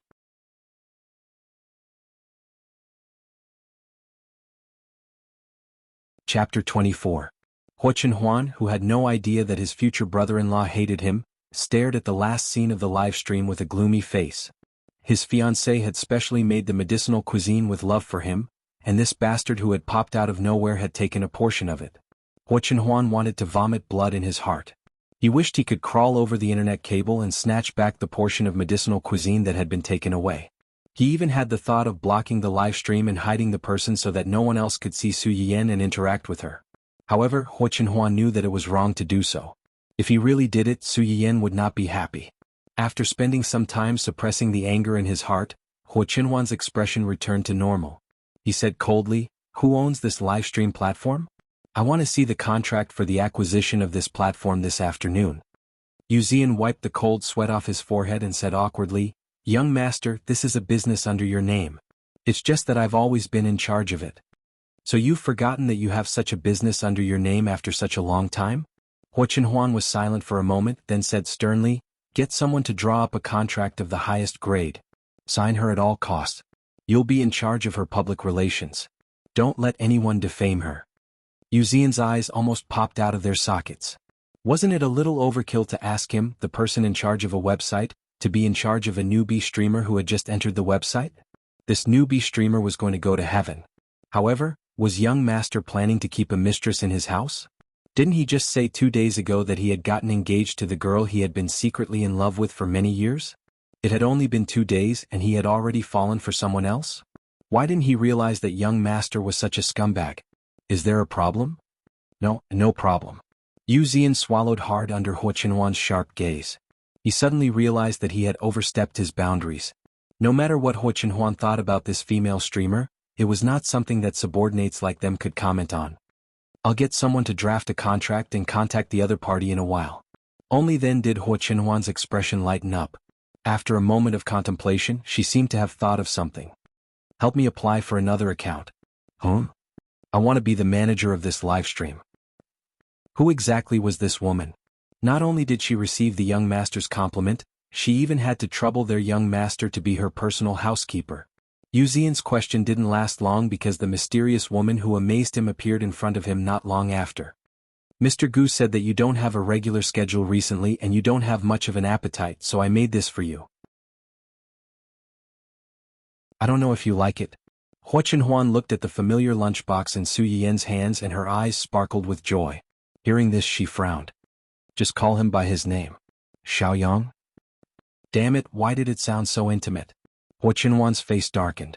She said word by word seriously, Gu Xiaoyang? Call him by his full name. Su Yiyan was stunned for a few seconds before she reacted. The person in front of her was actually jealous of the way she addressed him. She couldn't help but laugh. You're so cute. Cute. This time, it was Huo Qinhuan's turn to be stunned. She said that she was cute? Would an old person be called cute?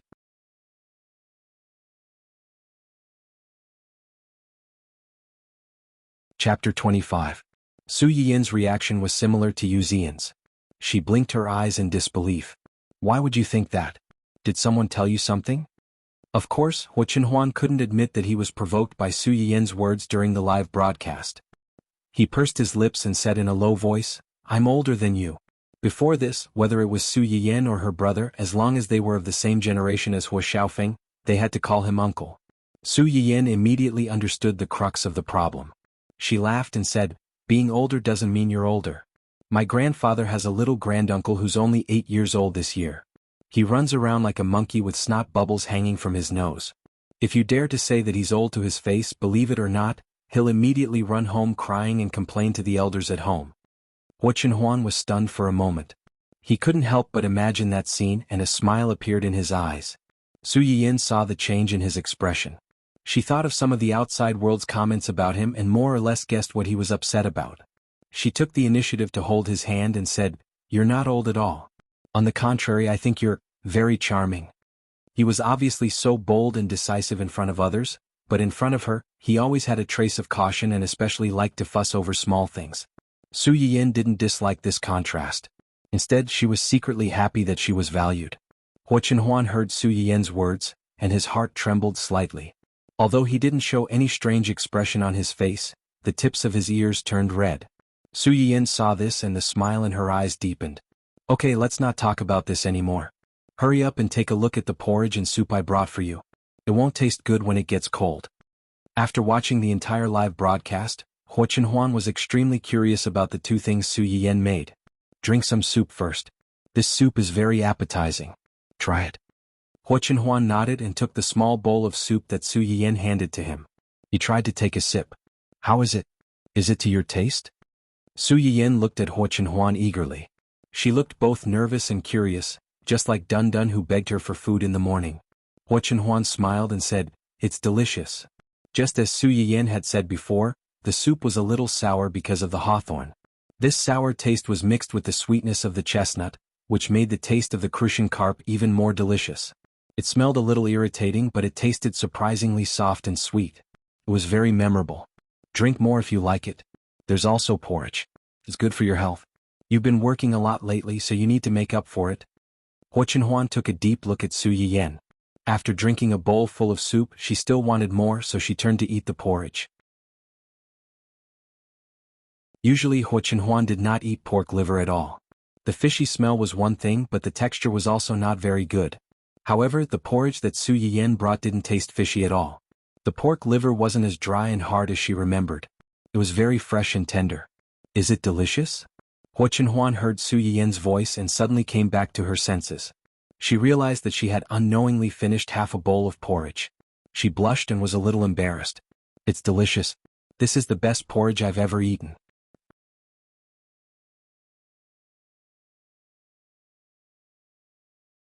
Chapter 26. Huo Qinhuan's eyes warmed at Su Yiyan's words, but she said, "No need. You don't like the food I cook for you? No, it will be very tiring. It's not that I don't like it, I just don't want it to be tiring for you." Words of love without any embellishment were even more touching. Su Yiyan blushed slightly, but her eyes lit up. "I don't think it's tiring. I like to cook for you." She liked to see the person in front of her healthy, so medicinal cuisine was a must, and so was liking him. One day she wanted to see him stand up again with her own eyes and stand in front of everyone. She wanted to make those who had mocked and hurt him pay the price. Huo Qinhuan did not object. She scooped another bowl of porridge and ate it silently. She could tell from the slight smile on his face that he was in a good mood. Su Yiyan was very happy to see Huo Qinhuan enjoying his meal. Suddenly she felt a familiar weight on the back of her feet. She lowered her head and saw her chubby little cub's complaining eyes that said, sad, helpless, begging to be fed and hugged. Su Yiyan was speechless. Yu Zian could not control his curiosity when he found out that his boss's future wife, whom he had been secretly in love with for many years, had come to visit. He pretended to be a passerby and sneaked out of the living room. As he walked, he saw the two of them being affectionate. Tsk. It seemed that young master had reached the end of the line this time. A crush had turned into mutual affection, and a single arrow had turned into a double arrow. Yu Zian sighed as he was tortured miserably. Just as he was about to retreat, his sharp eyes caught sight of the two thermal containers on the table. Why did the two thermal containers look so serious? Wait, wasn't that... Yu Zian, who had been forced to watch the entire live broadcast with Huo Qinhuan, felt that he might have discovered a huge secret. Su Yiyan didn't stay in the family Huo for too long. He watched as Qinhuan finished the porridge and soup in the Huo family Huo and left with the things. On the way back, she even put on a show with her own children to send them off. In the end, she could not take it anymore and fled under little Corgi's sorrowful gaze. Huo Qinhuan looked at the two clowns, and her usually cold eyes couldn't help but show some warmth. She personally poured some dog food and put it in front of Dun Dun. Little Corgi, who had food, instantly escaped from the sadness of his master abandoning him again.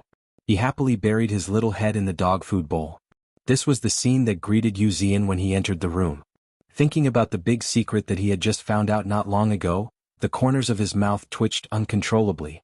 For a moment he didn't know what to say. On the other hand, Huo Qinhuan saw him come in and suddenly asked in a deep voice, "Do you have a girlfriend?" Yu Zian was at a loss. "No." Huo Qinhuan glanced at him coldly as if to say, "You don't even have a girlfriend. What's the use of having you?" Yu Zian felt as if his heart had been pierced several times. Wasn't it just that he didn't have a girlfriend? Why did he have to suffer such disdain? So what if he had a fiancé? It turned out that having a fiancé was very impressive. At least, she could hurt the single dog to her heart's content. Do Xiaoyang and Yanbai have girlfriends? As far as I know, no. Tisk. Huo Qinhuan clicked his tongue and didn't say anything. However, Yu Zian saw some disdain and a trace of undetectable pride in his eyes.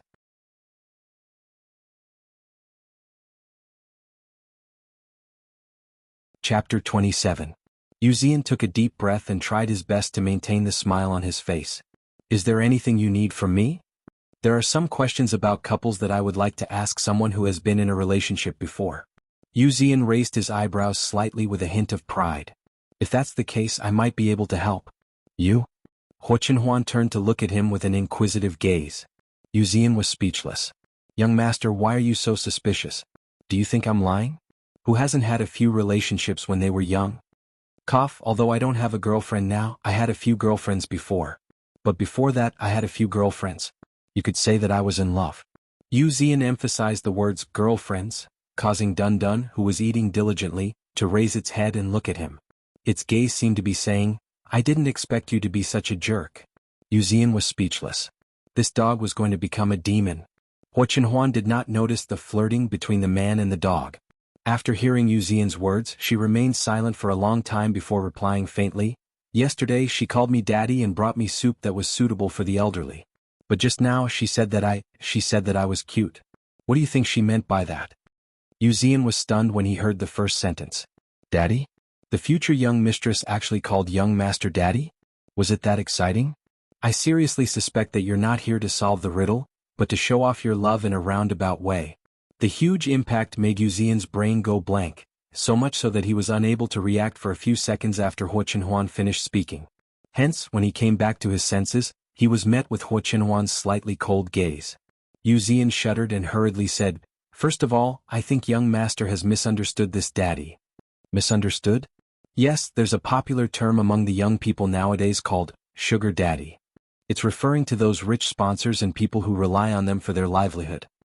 People who rely on them for their livelihood? Huo Chenhuan narrowed his eyes.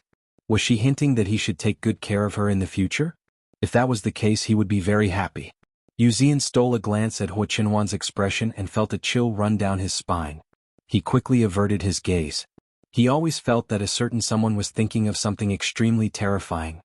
So, she might have called you daddy just because she thought it was fun and was just joking. As for that old man, he probably just said it casually and didn't mean anything else. Huo Chenhuan nodded, accepting Yuzian's explanation. As for cuteness, it might be that beauty is in the eye of the beholder. She actually thought that young master was cute. How blind was this future young madam? Beauty is in the eye of the beholder? Huo Chenhuan narrowed her eyes dangerously and sneered, "Are you saying that I'm not cute? Yuzian?" This was a suicidal question. No, young master, you wouldn't have asked such a scary question in the past. Why did you become so different when you were together with young madam? As if she could read Yuzian's mind, the disdain in Huo Chenhuan's eyes became even more obvious. She said meaningfully, no wonder you're still single even after dating a few times. You don't even know what's good for you. Which girl would like you?" Huo Chenhuan's gaze was too obvious. Yuzian's body stiffened and he felt his glass heart shatter into countless pieces.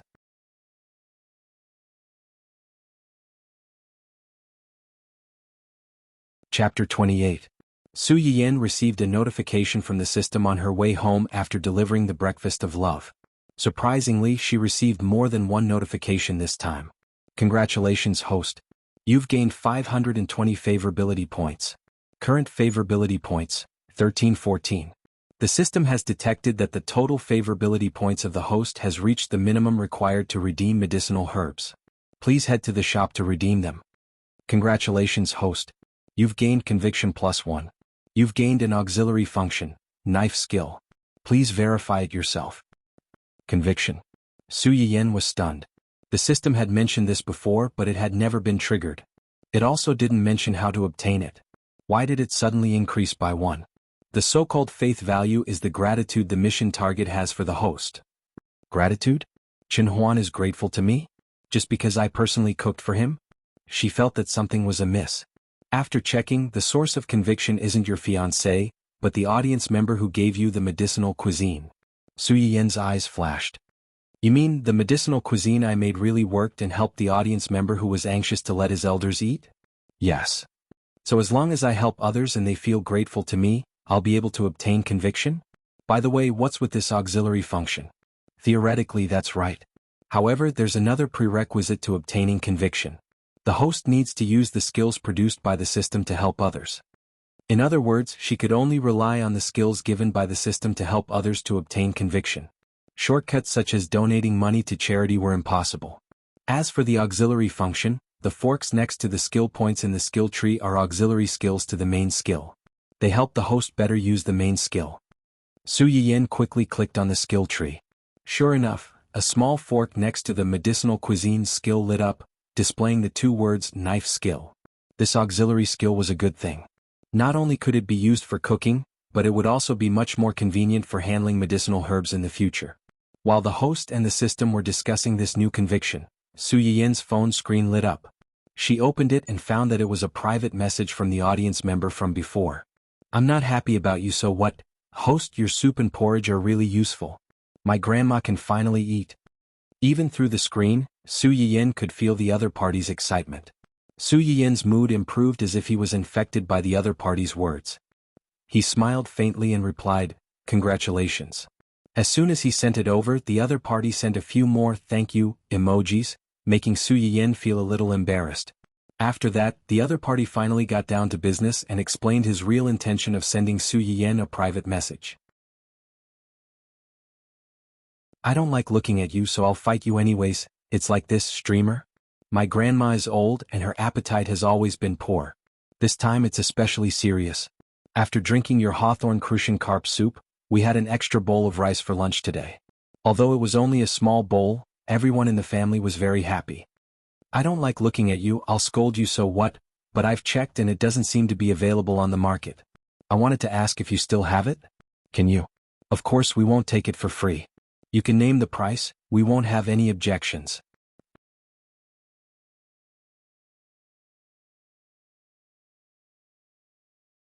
Chapter 29. Su Yiyan narrowed her eyes when she saw this long paragraph. She had already predicted that such a day would come when she had made up her mind to use the live broadcast to increase her favorability. The rarer something was, the more valuable it was. The medicinal herbs in her hands seemed ordinary, but they were extinct antiques. It was inevitable that some people would covet them in the future. She had the support of her family, and now she had such a powerful fiancé like Huo Chenhuan. She was not afraid of these things, but she did not want to get into trouble for no reason. Su Yiyan muttered to herself and asked tentatively, "System, do you have a function to block my personal information?" "Yes, host, please rest assured. The system has set your personal information as top secret. As long as the host is not willing, with the current technology in this world, no one can find out about the host." Su Yiyan was completely relieved, but she could not give it away so casually. "I can give you the hawthorn, but you have to send me your grandmother's medical report first. Although this thing can be made into food, it is still a kind of medicine. It can't be eaten carelessly, and it is not suitable for everyone. It varies from person to person. I need to understand your grandmother's health condition and confirm the dosage before I dare to give it to you. Otherwise, if there is really a problem, I will not be able to explain it to your family." When the other party saw Su Yiyan's reply, he did not feel offended. Instead, he felt that Su Yiyan was responsible and trusted her more. Fortunately, because of the old lady's appetite problem, her family had just taken her for a full-body checkup, and the report was still kept. Su Yiyan received the specific report and had a certain understanding of the old lady's health condition. Using the complete collection of medicinal cuisines, she quickly sent the specific dosage and some precautions along with the batch of hawthorn that she had harvested. After doing all this, Su Yiyan let out a sigh of relief. Coincidentally, a message was suddenly pushed in front of her. Su Yiyan glanced at the content of the post, and her eyes flashed slightly. Seeing that her favorability had finally broken through the 1,000 mark, she understood tacitly and knew which medicinal herb to exchange for next. The next day, Lan Jia received a small box full of fresh red fruits that weighed roughly 2 to 3 caddies. He was so happy that he almost hugged the 2 boxes of fruits and ran a few laps around his courtyard. When Lan Minghan came down from upstairs, he saw his younger brother's silly and happy face. The corner of his mouth twitched slightly and he said with disdain, "What are you foolishly laughing about so early in the morning?" Lan Jia didn't mind. He presented the box of hawthorns to Lan Minghan like he was presenting a treasure. "Brother, look. What's this?" "What is this? Fruit?" "No, it's called hawthorn. It's a Chinese medicinal herb. I asked a friend of mine who studied history and pharmacy, and he said that there was indeed such a thing in ancient Earth. However, due to the migration of time and the decline of traditional Chinese medicine, many medicinal herbs became extinct." "Extinct?" Lan Minghan immediately grasped the main point. "Since it's extinct, why would it suddenly appear now? You couldn't have been cheated by someone, right?" No. I've asked my friend. This thing is real. As for why they suddenly reappeared after being extinct, the streamer said that she obtained them by chance and that they were limited. She told me to use them sparingly."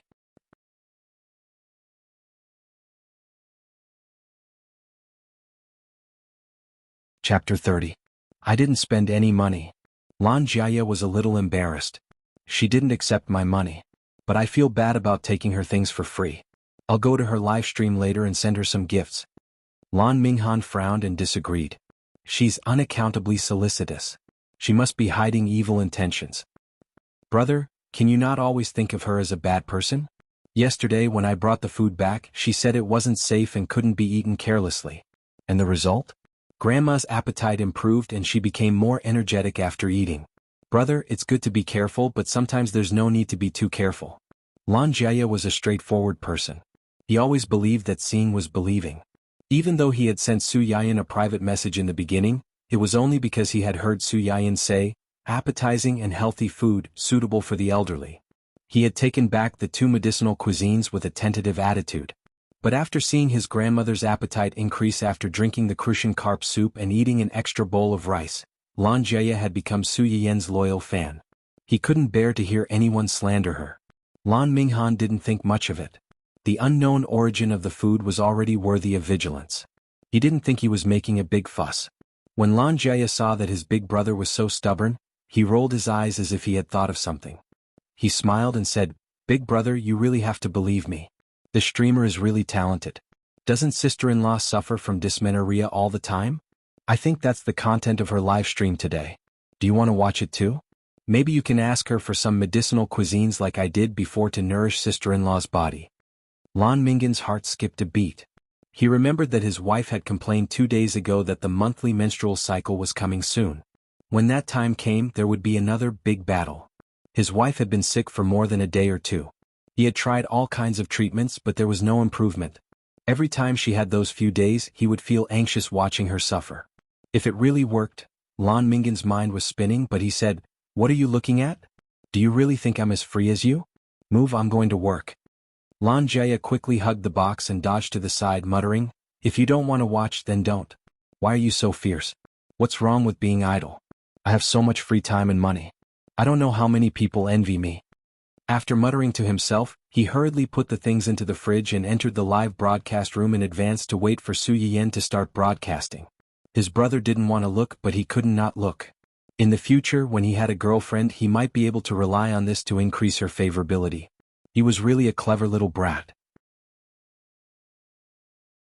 Compared to the first livestream, when Su Yiyan opened the livestream this time, there were already more than 10 viewers waiting in the livestream. Most of these people didn't know much about medicinal cuisine. The reason why they were attracted to Su Yiyan's live broadcast was because Su Yiyan's fish was well fried. "The host is here. Are we still frying fish today? I saw the host's fish soup yesterday and bought a fish to fry at home on a whim. As expected, it was burnt QAQ. To the previous poster, my fish wasn't fried. I just fried it casually and threw it into the soup. As you can imagine, the whole fish came out smelly and fragmented. I ate it until I shed tears of self-abuse." A group of people chattered and discussed their first cooking experience after watching the livestream. The subtitles of the livestream were suddenly flooded with a large number of shiny diamond rewards.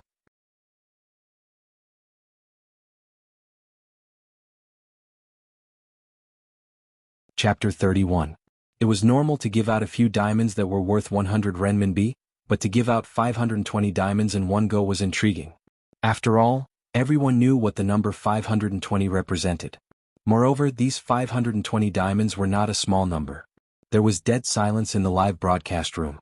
However, everyone soon realized that this was just the beginning. The viewer with the ID Mountain Shutterstock.com gave out 520 diamonds a few more times after that, making it a total of 10 times. Some streamers with good traffic on the website only earned a few 100,000 yuan a night. To be able to earn 500,000 yuan in one go, even if she was not in the top 5, she was definitely in the top 10. The new streamer in front of him had only been streaming for 2 days, and there were less than 1,000 viewers in the live broadcast room. She had not even signed the contract yet. What was so special about her that people were willing to give out such a huge sum of money for her? Many new viewers who clicked into the live broadcast room because of the website's gift notification were confused. What followed was jealousy and doubt. However, what these people did not know was that this rich person was still not satisfied after giving out the gifts. The contract hasn't been settled yet? Although the diamonds were quite beautiful, they could be used to confess a few more times if they accumulated. However, there were obviously better gifts, so it did not feel right to just give out the diamonds.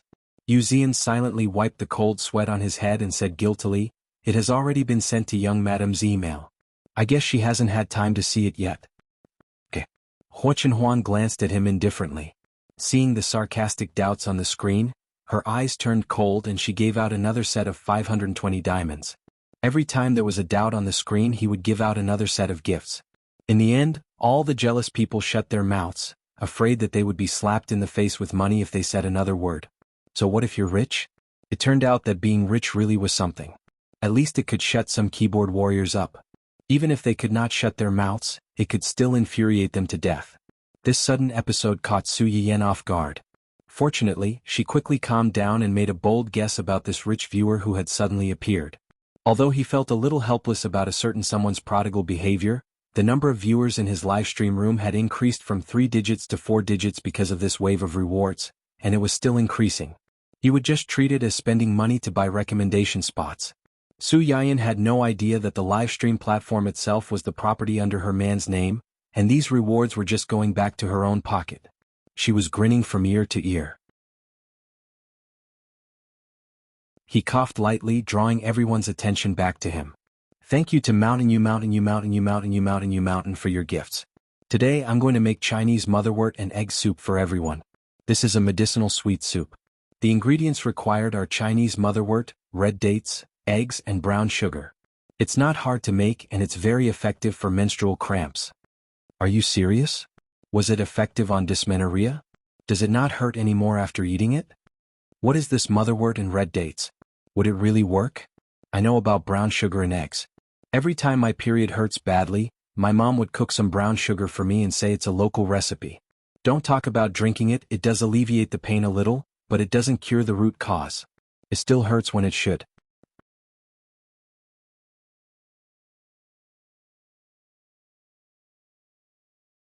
Chapter 32. As soon as Su Yayan finished speaking, the girls in the live broadcast room started to discuss like a pot of boiling water. It could be seen that after so many years, menstrual cramps were still a nightmare for many girls, no matter how advanced the medical technology was. Su Yayan looked at the bullet screen, which was much livelier than yesterday, and the corners of her lips curled up slightly.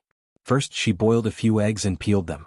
After that she took out a casserole and put the motherwort, wolfberry and hard-boiled eggs into it. She boiled the water and let it simmer for half an hour. Just now I saw someone asking what motherwort is. It's a kind of Chinese herb. After it's dried and boiled, it has the effects of promoting blood circulation, regulating menstruation, clearing heat, and detoxifying. However, its taste is a little bitter. If you eat it alone it won't taste good, so you need to add some supplementary herbs. Under this premise, red dates are a very suitable supplementary herb. As Su Yayan spoke, she took out a small bowl of dried red dates and smiled faintly. Red dates were known as the king of fruits in ancient times. Not only are they rich in nutrients but they are also very sweet and delicious. Whether eaten dry or cooked, the taste is very good. The rarest thing is that not only does it have the effect of nourishing yin and yang, but it also has the effect of moderating the medicinal effects, neutralizing the more intense medicinal effects of the herbs, and reducing the side effects. Therefore, adding red dates to the motherwort soup can not only cover its bitterness to a certain extent, but it also doesn't affect the effectiveness of the motherwort itself. They complement each other and maximize the effectiveness of their respective medicinal effects. Su Yayan spoke the truth. Most of the people in the live stream laughed, thinking that Su Yayan was bragging. If there was such a good thing, how could they not have heard of it? Everyone's reaction was within Su Yayan's expectations. She didn't explain much. Just as she was about to look at the fire, she heard the familiar reward notification sound. Su Yayan was slightly stunned. When she looked up, she saw that a certain local tyrant, who had been silent not long ago and only used money to smash people, had sent a shiny bullet screen. The colorful font with its own special effects vividly displayed the word, rich and overbearing. I believe you. You are very good. Su Yayan almost burst out laughing at the familiar straight man's comforting words. She was even more certain of this person's identity. She held back her laughter and said, "Thank you." Although the red dates tasted sweet, they were still dry. The time it took to boil them was short, so the sweetness couldn't completely seep into the soup. In the end, some brown sugar had to be added. I just saw someone say that her menstrual cramps were relieved after drinking brown sugar. Brown sugar did have the effect of promoting blood circulation and removing blood stasis. If it was inconvenient to cook outside, you could also bring some brown sugar with you to drink. It would indeed make you suffer less. Especially those girls who have just given birth, they can eat some brown sugar. It's good for the body. Considering that everyone's tastes are different, I'll let it go according to my taste today. If you're able to make it at home, you can choose how much sugar you want according to your taste. As Su Yayan spoke, she scooped a spoonful of brown sugar into the pot. As she stirred, the sweet aroma of the soup and the burnt aroma of the eggs became stronger and stronger. It made many viewers in the live stream who had turned on their sense of smell to become restless. I don't usually like to eat sweets, but why is my stomach suddenly growling when I smell this?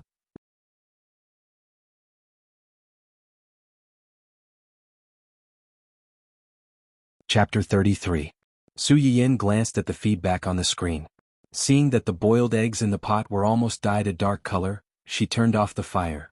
Today's live stream ends here. I just saw a lot of people leaving comments saying that they are on their period. Today I'll give this Chinese motherwort boiled eggs to the 3 viewers in the live stream room as a small benefit. To be fair, use the live stream's lucky draw device and send Yinyan's little kitchen to the lucky draw 30 seconds later. This time the guys don't fight for it. Let's give the girls more chances. As soon as Su Yiyin said this, a few guys in the live stream room were unhappy. That's not fair. Why can't the guys participate in the lucky draw? My wife is on her period too. Can't I snatch it for her?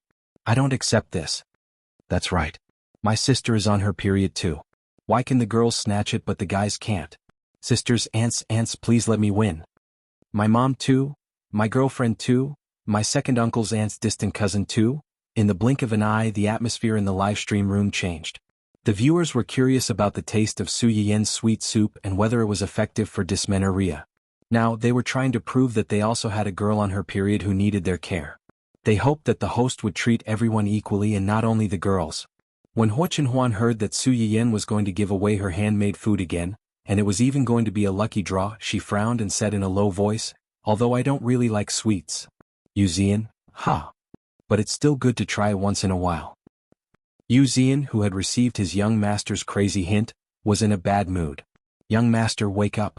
Even if the soup was personally made by young madam, she had clearly said that it was for girls who were on their period. "Girls, why are you, a man, joining in the fun? Aren't you afraid that something will happen to you?" The corners of Yu Ziyan's mouth twitched violently. He silently made a mental note to the legal department. If it weren't for their slow work efficiency, he wouldn't have been in the Gu residence today and wouldn't have been in such an awkward situation. Cough, it's too late this time. Let's wait for the next time. In a while I'll get the technical department to give you a black box. I guarantee that you'll have a share in all the lucky draws in young madam's live stream in the future. Only then did Huo Chenhuan's expression soften. She then added, "Only female characters are allowed to be drawn. I'm an exception." Hearing this, Yu Ziyan's eyebrows twitched. At that time, Su Yiyin did not know that the lucky draw in her live broadcast room was about to be manipulated.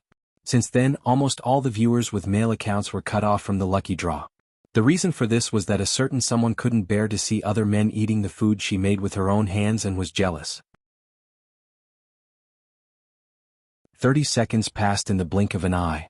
The lucky draw wheel in the live broadcast room started on time.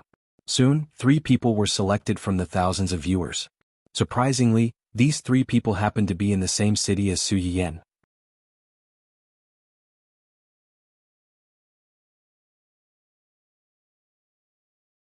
Chapter 34. Xiao Ning was a junior in the art department of a university. Her painting major was an art major that the school focused on. Even though she was already a junior, she still had a lot of courses. However, at 9 o'clock in the morning she was supposed to be sitting in the classroom. At this moment, her face was pale and she was lying on the bed half dead. Her eyes were empty, and she looked miserable as if she would die at any time. Suddenly, a knock on the door broke the silence in the room and pulled back Xiao Ning's wandering soul. Xiao Ning frowned slightly and did not get up to open the door immediately. The knock on the door continued for a while and then stopped. Just when Xiao Ning thought that the person outside the door had left, the knock on the door sounded again. Xiao Ning's face darkened. She sat up while holding her painful stomach and ran out angrily. As soon as she opened the door of the dormitory, she saw a delivery boy standing at the door and asked charmingly naively, "Excuse me, are you Miss Xia Ningxi? Your express delivery is here." "Delivery? I didn't order." Xiao Ning's words stopped abruptly. She suddenly remembered that she had participated in the lottery in the live broadcast room more than 10 minutes ago and seemed to have won a delivery. Xiao Ning returned to the room with the delivery boy's express delivery. She couldn't wait to open the outer packaging and saw the familiar sweet soup at a glance. The moment the insulated box was opened, the suppressed sweet fragrance rushed to her brain, making her feel refreshed. She didn't know if it was a psychological effect, but when she smelled it, the dull pain in her stomach seemed to be much better. Thinking of what the streamer had said in the live broadcast room, Xiao Ning hesitated for a moment, ran to the other side of the dormitory and patted the bulge on the bed. Ainen, get up, get up." Little Drum Bun moved a little and grumbled weakly, "What are you doing? I was just about to close my eyes and suddenly you patted me. Look at what this is." Anan got out of the quilt and looked at the thing Xiao Ning handed over. She frowned and said, "What is this? Soup? It smells good, but I don't drink sweet soup and now I have no appetite. I won this from a streamer's lottery. It's called motherwort and egg soup, and it's said to cure dysmenorrhea. Shall we try it?" Streamer? Lottery? Aren't those unbranded products? Aren't you afraid of getting yourself sent to the hospital? Xiao Ning was actually a little hesitant. However, menstrual cramps weren't considered an illness. When it came to pain, she felt like she was hovering between life and death. Then why don't I try drinking it? If it works, you can drink it. If there's really a problem, you can call an ambulance for me. Anan frowned and held Xiao Ning's hand that was about to withdraw. She said weakly, "Don't. Let me do it. If something really happens and you collapse, I might not have the strength to call an ambulance." Without waiting for Xiao Ning's reaction, Anan scooped a mouthful of soup and drank it. Xiao Ning couldn't stop her in time and exclaimed, "Anan, are you okay?" Anan smacked her lips and savored the aftertaste. "It's quite delicious, Xiao Ning, and I don't know if it's just my imagination, but after drinking it, I feel a little warm from my throat to my stomach." "Is it that exaggerated?" Xiao Ning was a little suspicious. However, in the next second she didn't have time to think so much, because her trash roommate actually picked up the thermos container and poured it into her mouth like she was drinking from a bottle.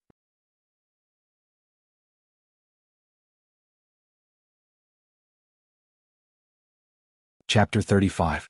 On the other side, Su Yiyan received a familiar notification as soon as she got off the livestream. She was even more certain that the rich spectator who had appeared out of nowhere was Huo Qinhuan. Although she didn't know how Huo Qinhuan found out that she had opened a live stream and chased after her so quickly, it didn't affect her good mood at all. Especially after that, Su Yiyan received about 300 to 400 favorability points. After 2 days of live streaming, Su Yiyan heaved a sigh of relief. She tidied up the kitchen and was about to leave when she was caught by her mother. "I heard from your brother that you personally cooked a love-filled lunch for that person in the family Hui yesterday and even delivered it to him personally?" Su Yiyan was stunned. She immediately cast a condemning look at her elder brother who had told her the news. Su Yuxuan looked up at the ceiling and pretended that he didn't see anything. The cabbage that he had painstakingly raised had been eaten by a pig just like that. He felt wronged. "Why are you looking at your brother? Did he wrongly accuse you?" "No. No? Then it must be true." Cheng Xiuqin's expression collapsed. She was both angry and amused as she said, "Why else would people say that a married daughter is like spilled water? You're not even married yet, but you're already cooking a love-filled lunch for someone. If you really get married, how will you remember us old parents in the future? Oh, why is my life so bitter?" Cheng Xiuqin wiped away the non-existent tears on her face as she spoke. Su Yiyan's mouth twitched slightly. She secretly complained that her mother had watched some melodramatic family drama. However, she didn't dare to show any dissatisfaction on her face. She ingratiated herself with Cheng Xiuqin and said softly, "Mom, what are you talking about? How can I forget about you just because I have him?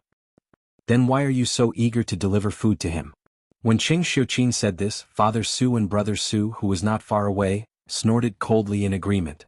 Su Yiyan's expression stiffened, but she quickly recovered and sighed softly.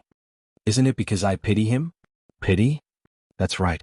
Look at how inconvenient it is for him to walk. His relatives are all like that. You can imagine how difficult his life is. You don't know that unless it's necessary he doesn't leave his old house. He works and rests there all the time. Isn't it because people outside are unfriendly to him? If I don't accompany him, how pitiful will he be? She was always tough. She was tough. She was soft-hearted." She heard Su's words. Is he really that pitiful? How can it be fake? What kind of people are Huo Xiaofeng's family? It's already good enough that they don't run to Qinhuan and gossip. How can you expect them to treat him well? Cheng Xiuqin choked. If Su Yiyan had said this before, she might have defended Huo Xiaofeng's family. But now, she and Huo Xiaofeng's mother were best friends since university. She thought that she knew each other well. Otherwise, she wouldn't have agreed to the marriage between Su Yiyan and Huo Xiaofeng. In the end, this family slapped her whole family, especially her best friend's face. Cheng Xiuqin was really disgusted with that family now. Huo Xiaofeng wasn't a good person. Her best friend and her husband couldn't have raised such a son either. Now that you mention it, it's understandable.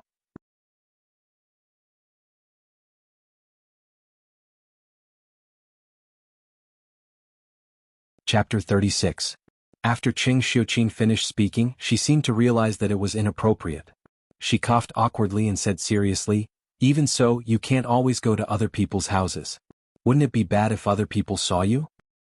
"What's wrong with that? We're engaged now and we meet to improve our relationship. I'm not like Hua Xiaofeng and his girlfriend who knew that the other party had a fiancé, but still had private dealings with her. People can't say that Chen Huan and I are having an illicit affair, can they?" Qing Xiuqin thought that it made sense. Her daughter was engaged to Hua Chenhuan. Even if other people were dissatisfied, they couldn't say anything. How could they be like that adulterous couple? They knew that they were engaged, but they still shamelessly hooked up with each other. Thinking of this, Qing Xiuqin's tone softened a lot. "That's right, but you're a girl, you still have to be careful, especially when your grandpa and the others are coming next week. If you keep going to other people's houses, your grandpa and the others will laugh at you." Su Yiyan's eyes lit up slightly. "Grandpa and the others are coming? When?" "About next Monday. When your grandpa heard about what happened to you, he was so angry that he wanted to come and see you. Your uncle and the others tried to stop him for a long time and coaxed him to come next week. It just so happens that your wedding with Chen Huan is next month. Your grandpa also wants to take advantage of this time to come and spend more time with you." When Su Yiyan heard Qing Xiuqin's words, the rims of her eyes became slightly hot. When Qing Xiuqin gave birth to Su Yiyan, the couple was at a critical stage in their careers. Their eldest son was fine and spent most of his time in school, but their youngest daughter was difficult to arrange. Su Yiyan's parents died early, and there were no elders in the family that could be entrusted to them. In the end, the couple discussed and simply sent Su Yiyan to her grandpa. It was no exaggeration to say that Su Yiyan was largely raised by her grandpa.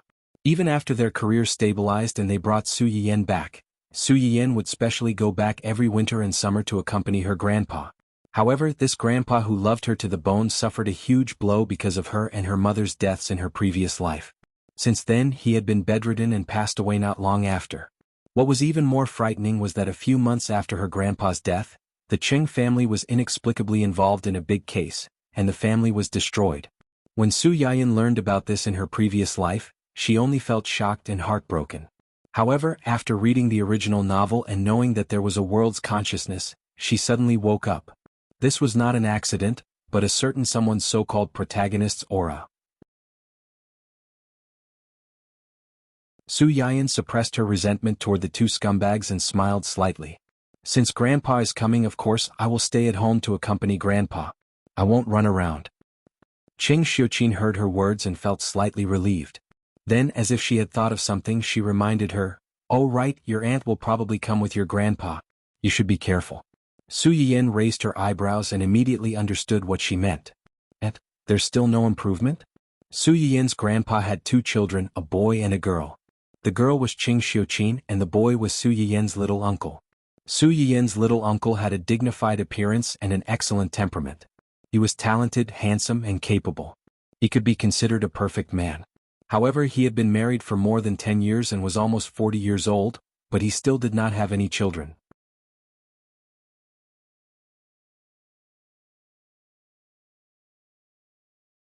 Chapter 37. Su Yiyan's eyes flickered when she thought of her aunt's illness. It seemed that she had to think of a way to speed up her pace. Qing Xiuqin sighed when he thought of his sister-in-law's situation. How can it be so easy? If she could improve so quickly, this matter wouldn't have trapped your uncle and aunt for more than 10 years. What your uncle means is that your aunt is always staying at home. Not only is she too bored, but she also likes to let her imagination run wild. Why don't she take this opportunity to walk around with the old man and take it as a distraction? That's good too. Let my aunt walk around and look around. Maybe when she's in a good mood, other things will also get better. I hope so. Qing Xiuqin nodded and looked at Su Yiyan again. By the way, I told your father 2 days ago that you're graduating this year. Do you have any other plans? Other plans? Yes. Do you want to enter the company to gain experience or take a break first? Or go on a trip or something? Or do you want to go on a honeymoon with Huan Huan? Honeymoon? Su Yiyan was undoubtedly tempted by this suggestion. However, when she thought of Hua Chenhuan's leg, forget it. She should work hard to earn favorability points first. Honeymoon and whatnot could wait until Hua Chenhuan got better. There was no rush at this time. After Qing Xiuqin finished speaking, he obviously thought of this as well. His face revealed an awkward expression. Su Yuxuan saw this and quickly took over the topic. If you're interested in the entertainment industry, our family has an entertainment company. You can give it a try first. If you like it, you can manage it in the future. The Su family had a lot of companies.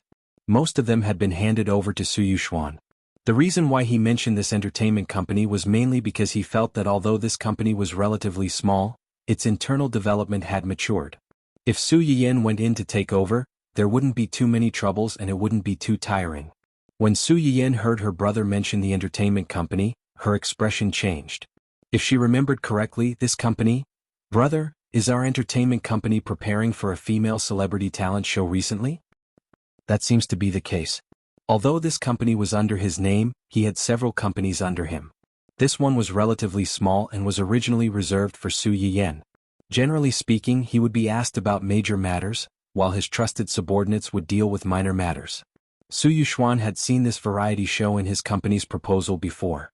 He had some recollection of it, but he didn't really participate in it. Su Yiyan's eyes flickered as he smiled faintly. Can I go to that company to have a look? Of course, I'll take you there tomorrow. There's no need for that. Just find someone to send me over to take a look.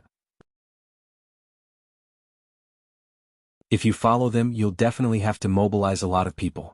What's the point of that? When Su Yuxuan heard that, he immediately realized that his sister was preparing to secretly investigate, so he didn't force her. Alright, I'll get Sheng to send you over tomorrow. Yes. Alright, since we've decided, let's go take a look. If we like it, we'll go again. If we don't like it, we'll pick something else. Cheng Xiuqin and Su Yuxuan looked at each other and heaved a sigh of relief.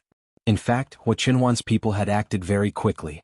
Last night, they had already sent over the list of betrothal gifts for the two of them. The large row of precious real estate almost made the Su family suspect that Hua Qinhuan had emptied his family's fortune in order to marry their daughter. However, Hua Qinhuan's actions made the Su family have a better impression of him.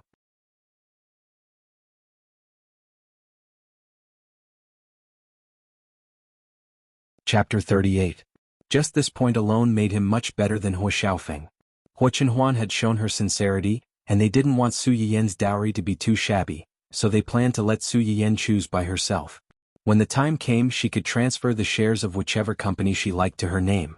At least she wouldn't be unable to raise her head in front of her husband's family. Cough cough cough, cough cough cough.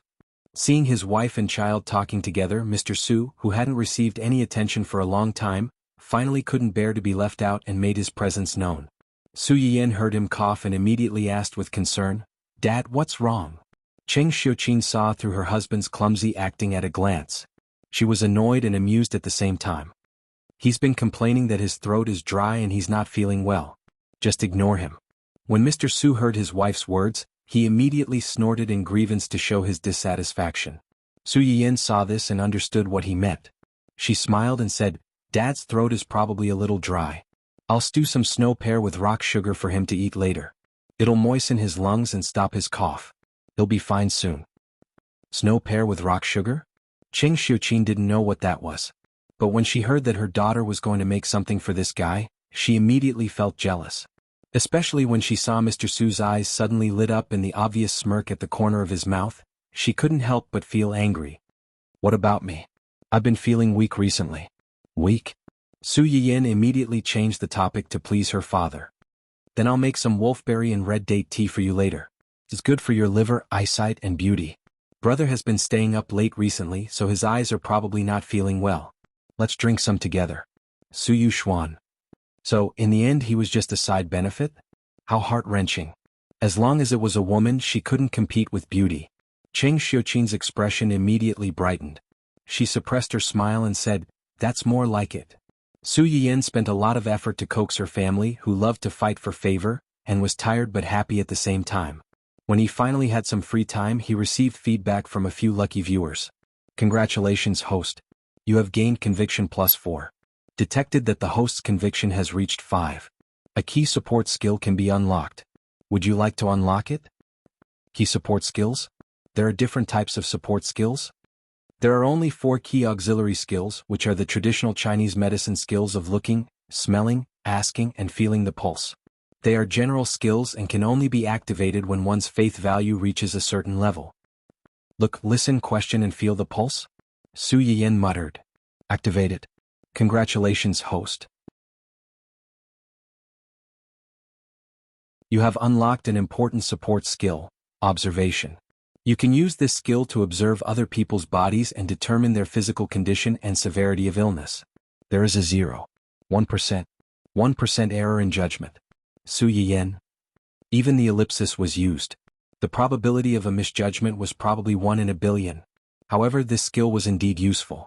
No wonder it required 5 faith to activate. Su Yiyan couldn't wait to see the effect of this support skill, so he immediately walked around his house. Then he saw that the old gardener, who was in his 40s or 50s, had a slight hangover, the cook, Auntie Li, was going through menopause, the new servant, Xiao Kai, had some irregular menstruation, the old driver, who liked to smoke, had some lung problems, and there was also a little trouble with sex. On the other hand, the family of 3 who had just said that their throats were uncomfortable and that they had been staying up late and feeling weak, were in great health and had no problems at all.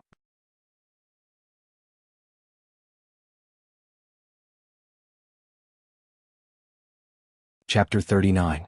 Su Yiyan, who had no intention of prying into the truth, felt that she knew too much. She didn't dare to stay outside and decisively ran back to her room, wanting to share her feelings with someone. Are you in a good mood?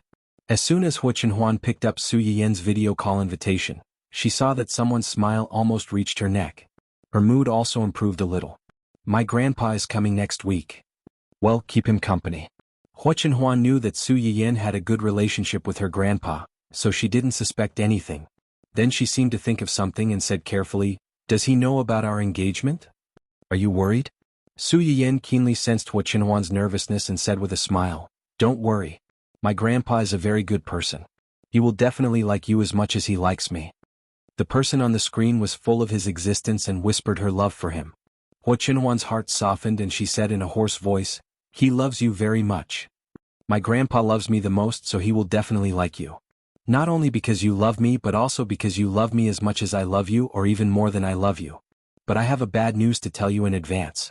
My mother said that it's too unreserved for a girl to always take the initiative to look for someone, so she doesn't want me to always look for you. And my grandpa and aunt are coming next week. I have to accompany them, so I may not be able to look for you. Hu Chenhuan's eyes darkened when she heard that. It doesn't matter. We have plenty of time, in the future. Su Yiyan's eyes lit up. Yes, they had plenty of time in the future. They would get married next month, and what awaited them would be decades of companionship, never leaving each other. Although she thought so, Su Yiyan still curled her lips unhappily. But I want to see you as soon as possible. Hu Chenhuan's heart moved slightly and she said tentatively, Then I'll look for you tomorrow. Well, the day after tomorrow. I have an appointment with my brother tomorrow. We're going to take a look at our family's company. Okay, Hu Chenhuan said and then asked, Do you need me to send someone to accompany you? No need, my brother has already arranged for someone to guide me. Besides, no matter what, it's still our company. Nothing will happen. Yes. Su Yiyan rolled her eyes and said softly, I want to see you. I want to see how you look. Is that okay? Hu Chenhuan was silent for a long time. Suddenly the screen shook. Then the scene changed. Su Yiyan saw Hu Chenhuan's back facing her. Hu Chenhuan had moved his wheelchair to a spot not far away. The moment he turned around, Su Yiyan saw the red area below Hu Chenhuan's waist. This meant that what he said before was not an exaggeration. Almost all the parts below his waist were in a necrotic state. Knowing was one thing, but seeing this scene with her own eyes, Su Yiyan could not stop her eyes from turning red. She suppressed the heartache and bitterness in her heart, and said with a trembling voice, You'll get better. What? Hu Chenhuan came in front of the camera again. He did not hear Su Yiyan's words clearly. I mean, we'll get better and better in the future. Su Yiyan sniffled and said with a faint smile, Trust me. Hu Chenhuan had grown up, and for the first time he realized that the word future could be so beautiful. The existence of the person in front of him injected a ray of light into his lifeless life. It gave him a little more hope and warmth for this world that he had once hated.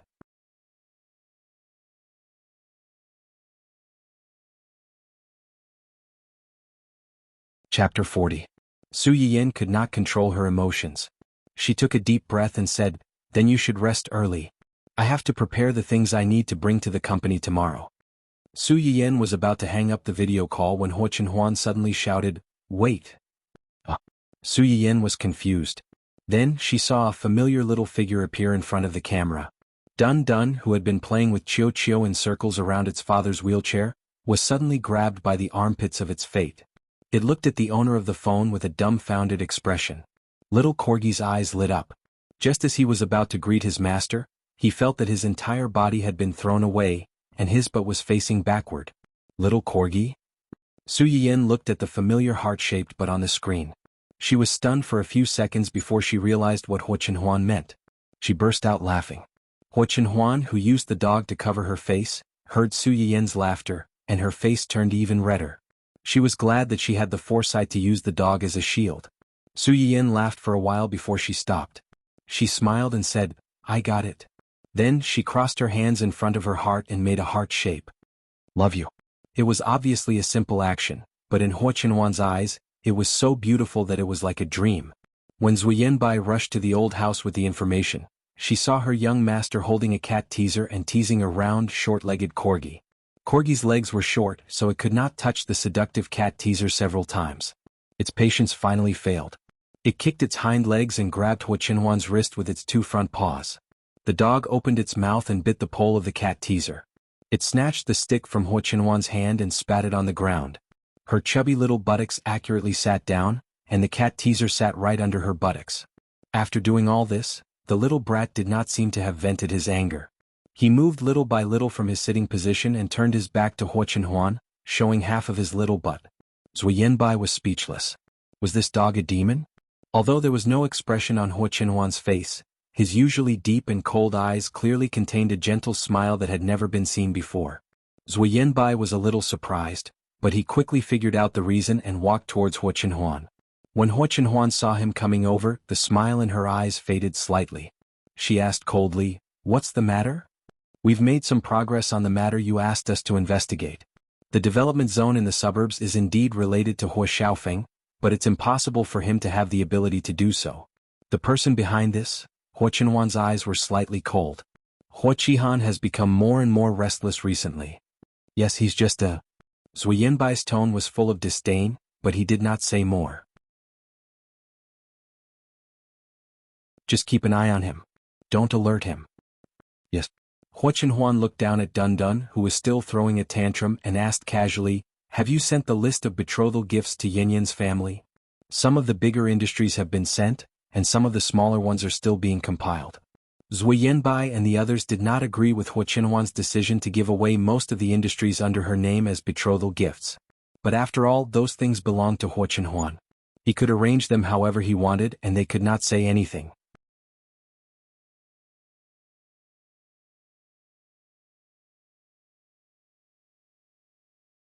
Chapter 41. Although Zuyenbai did not know why Huo Chenhuan had handed over such a large business and instead chose to keep Yuzian's small live streaming platform, he still nodded and agreed to this matter. "Okay, I'll take note. Also, there's one more thing." "What is it?"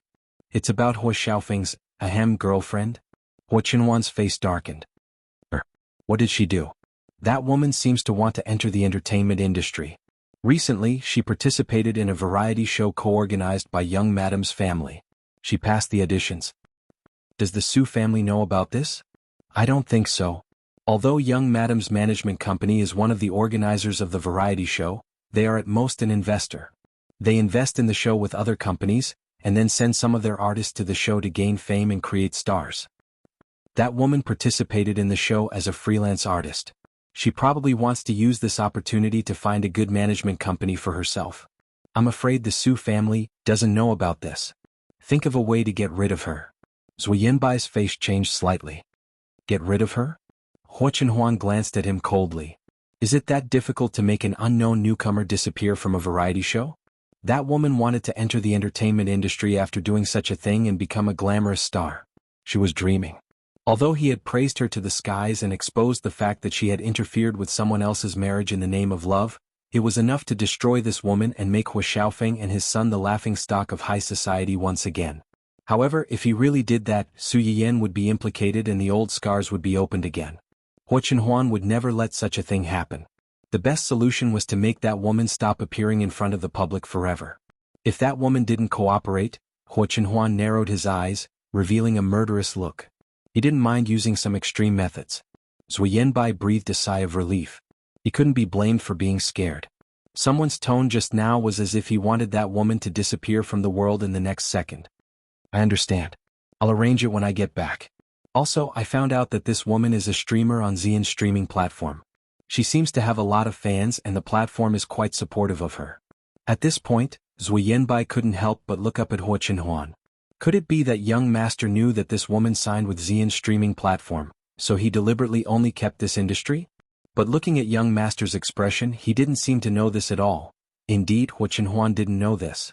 Subconsciously he thought of Su Yiyan. Did she know that that woman was on the same streaming platform as her? Was it a coincidence or was it on purpose? Xian has been getting more and more lax lately. He doesn't sign what he should sign, and he treats those he shouldn't sign like a treasure. When Zui Yanbai heard this, he couldn't help but feel a chill down his spine. He silently lit a candle for Yu Xian in his heart. At this moment, Yu Xian was trying his best to negotiate with the person who should have signed with him the most. Yu Xian rubbed his itchy nose and subconsciously shrank his neck. He was confused. Why do I feel so cold all of a sudden? Could it be that I've been too worried recently and my body is weak?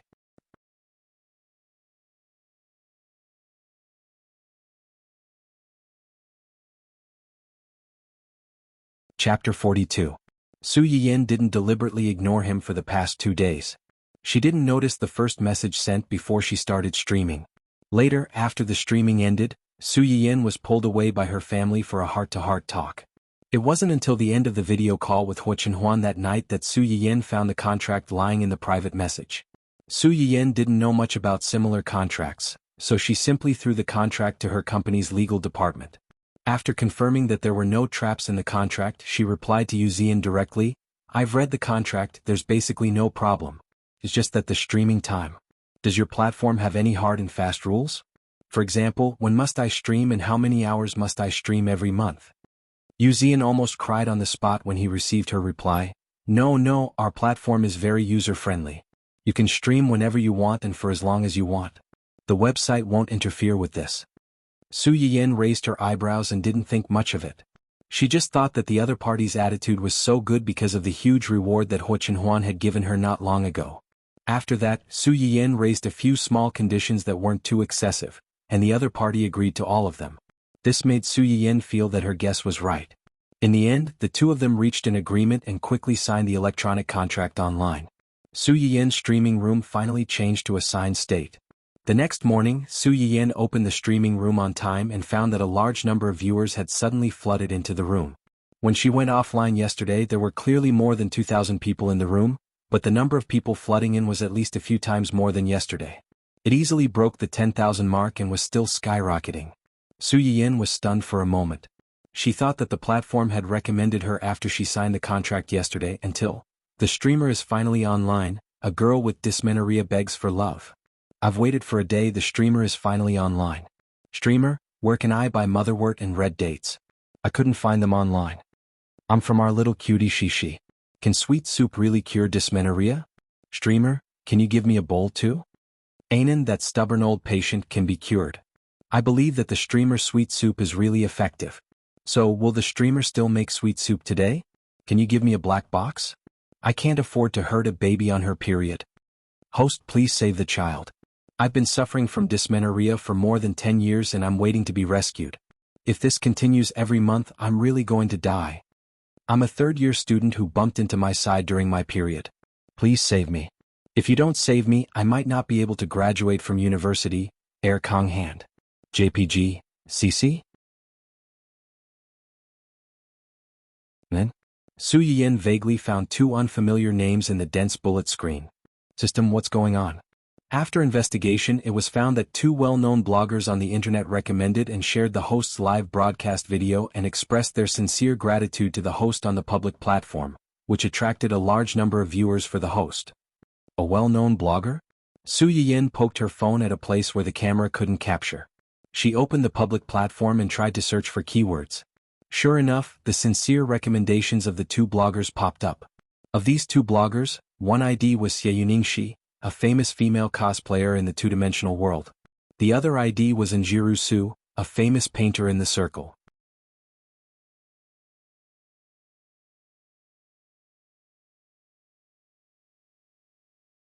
Chapter 43. In this post, Xie Yuningxi briefly explained the ins and outs of the matter, saying that she was on her period and clicked on the live broadcast platform to find an interesting live broadcast to divert her attention, but accidentally entered Su Yiyan's live broadcast room. After watching the whole live broadcast, she participated in the lucky draw with a fluke mentality and didn't expect to really win.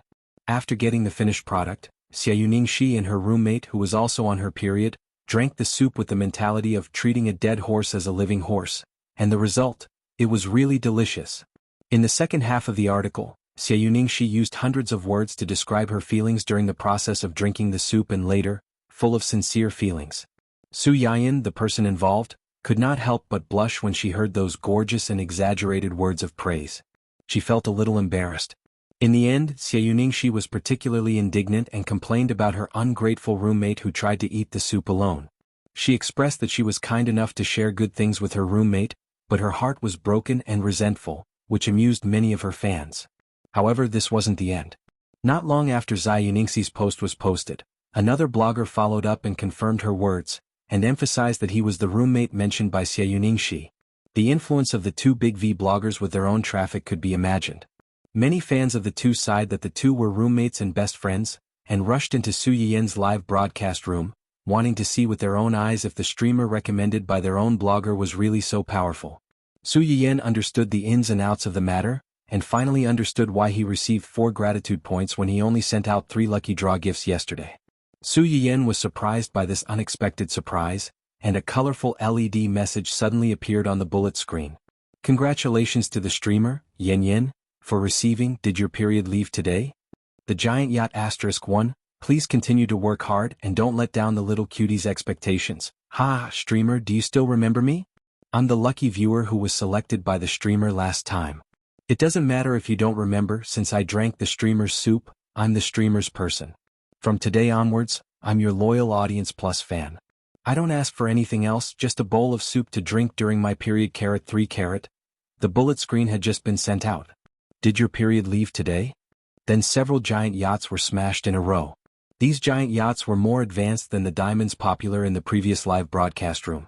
Each yacht cost 1,000 renminbi, and the special effects were also more beautiful.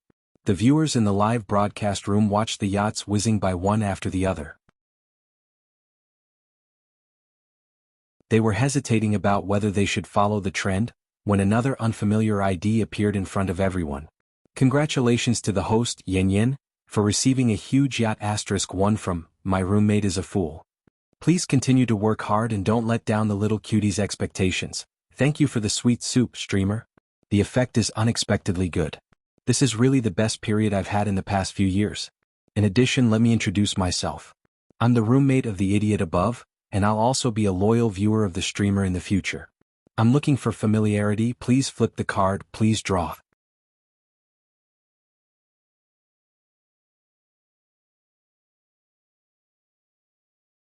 Chapter 44. If the menstrual girl's reward at the beginning only showed her generosity, then the appearance of this viewer and her choice of words made people think more.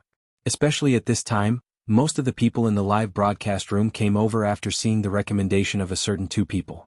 The lucky viewer who was selected. Roommate. I think I know something. Me too. What kind of secret signal are the people above secretly giving each other? Say it with me. Don't let go of my little Cece. Take away our Anan. I never thought that one day I would be in the same live broadcast room as my wallflower and watch the same live broadcast. Rounding it up, it's me and little Cece. What are you daydreaming about upstairs? My wife is in my bed right now. Seeing that the audience's topic was getting more and more restricted, Su Yiyan finally couldn't help but cough softly in order to prevent her live broadcast room from being blocked. She pulled the audience's attention back. Ahem, thank you for your rewards. I'm very happy to be able to help. Just reward according to your ability. Okay, back to the topic. Let's introduce the medicinal cuisine I'm going to make today. As soon as Su Yiyan's voice fell, a few messages immediately floated on the screen, asking if she was going to make the previous medicinal cuisine to treat dysmenorrhea and whether she was going to draw a prize. Since I've already made a medicinal cuisine to treat dysmenorrhea yesterday, in order to stop my male compatriots from saying that I'm biased and unfair, I've decided to make a medicinal cuisine to improve their hidden ailments today. Many of the audience watching the live broadcast were a little disappointed when they heard this. After all, most of them had watched the recommendation of the other two bloggers and Su Yiyan's last video. Now, she said that she wasn't going to make this. However, seeing that the number of viewers in the live broadcast room has exceeded 10,000, and everyone is so supportive of me, I'll make a simpler tea in a while. It's effective for irregular menstruation, dysmenorrhea, and even amenorrhea caused by qi stagnation and blood stasis. Those who are interested can pay attention later. The audience's mood was like riding a roller coaster. They thought that there was no hope and wanted to leave, but when they heard this, they were all hooked back. Is it that magical? I'm looking forward to it. Amenorrhea is effective. What kind of tea is so magical? Can you do it now? I want to see. I'm curious about the new medicinal cuisine that the streamer is going to make today, and the hidden disease of that man. It can't be what I'm thinking, right? A large number of female compatriots once again joined the bullet screen army. The pitiful male compatriots were mixed in with them, and the few questions they sent out were also drowned out by the dense number of comments. Then let's make the first medicinal cuisine, seahorse keel soup. The ingredients needed are the pig's keel, which is the spine of a pig, a carrot, and... Su Yiyan pointed at the dried ingredients placed in the bowl. Seahorses. Seahorse? What was that? Why does he look so strange? This thing is dry and looks a little like dry goods, but it also looks a little like an animal. So what is it? I've never heard of it. Su Yiyan was not in a hurry to answer the questions in the live broadcast room. Instead, he chopped the pig dragon bones into pieces and rinsed them with water. Then he peeled and cut the carrots into pieces. He washed them together with the seahorse and put them into the stew pot together with the pig dragon bones.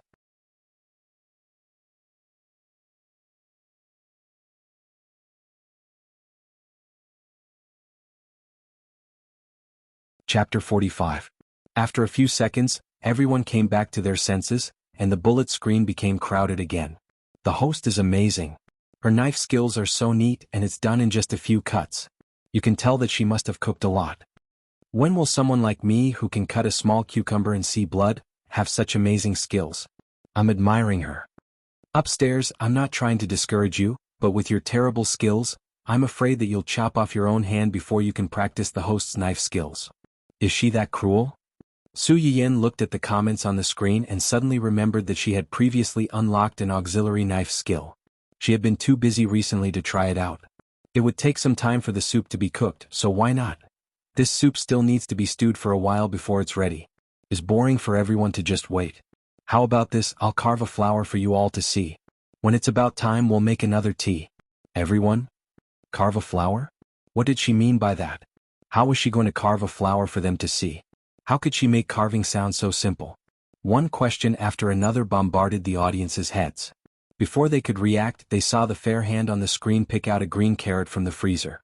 After cutting it neatly, they only saw a flash of light in front of their eyes. The pink filaments of the carrot rustled and fell to the side, and a beautiful rose's embryonic form was quickly perfected at an extraordinary speed. A few minutes later, a lifelike rose lay quietly in the middle of the snow-white plate, looking extraordinarily delicate and beautiful. The live broadcast room was dead silent for a few seconds. There were no comments on the screen and it was empty. Su Yiyan was scared away by herself. Ahem, I haven't carved in a long time, and my skills are a bit rusty. Everyone, let's see. The audience seemed to have been awakened and they excitedly spammed the bullet screen. F***CK. F***CK. F***CK. The screen was full of F***CK, and Su Yiyan's hand and the plate of carrot flowers were blocked. You call this rusty? How am I supposed to live with my terrible skills? Host, I suspect that you're mocking me. Other people's hands are fighting my hands. What use do I have for these hands? Is this knife what I lack? No, what I lack is this pair of hands. I can only blame myself for being uncultured. I can only say F***CK the world. Host, please accept me. In this era where everyone ate nutrient solutions, chefs mostly existed in high-class restaurants and private kitchens, and basically relied on machines to process ingredients. Many people who could cook their own boiled cabbage or cut cucumbers. Many people thought that Su Yiyan's ability to carve a flower in such a short period of time with only her own hands, and the flower was so lifelike, was already a miracle in many people's eyes.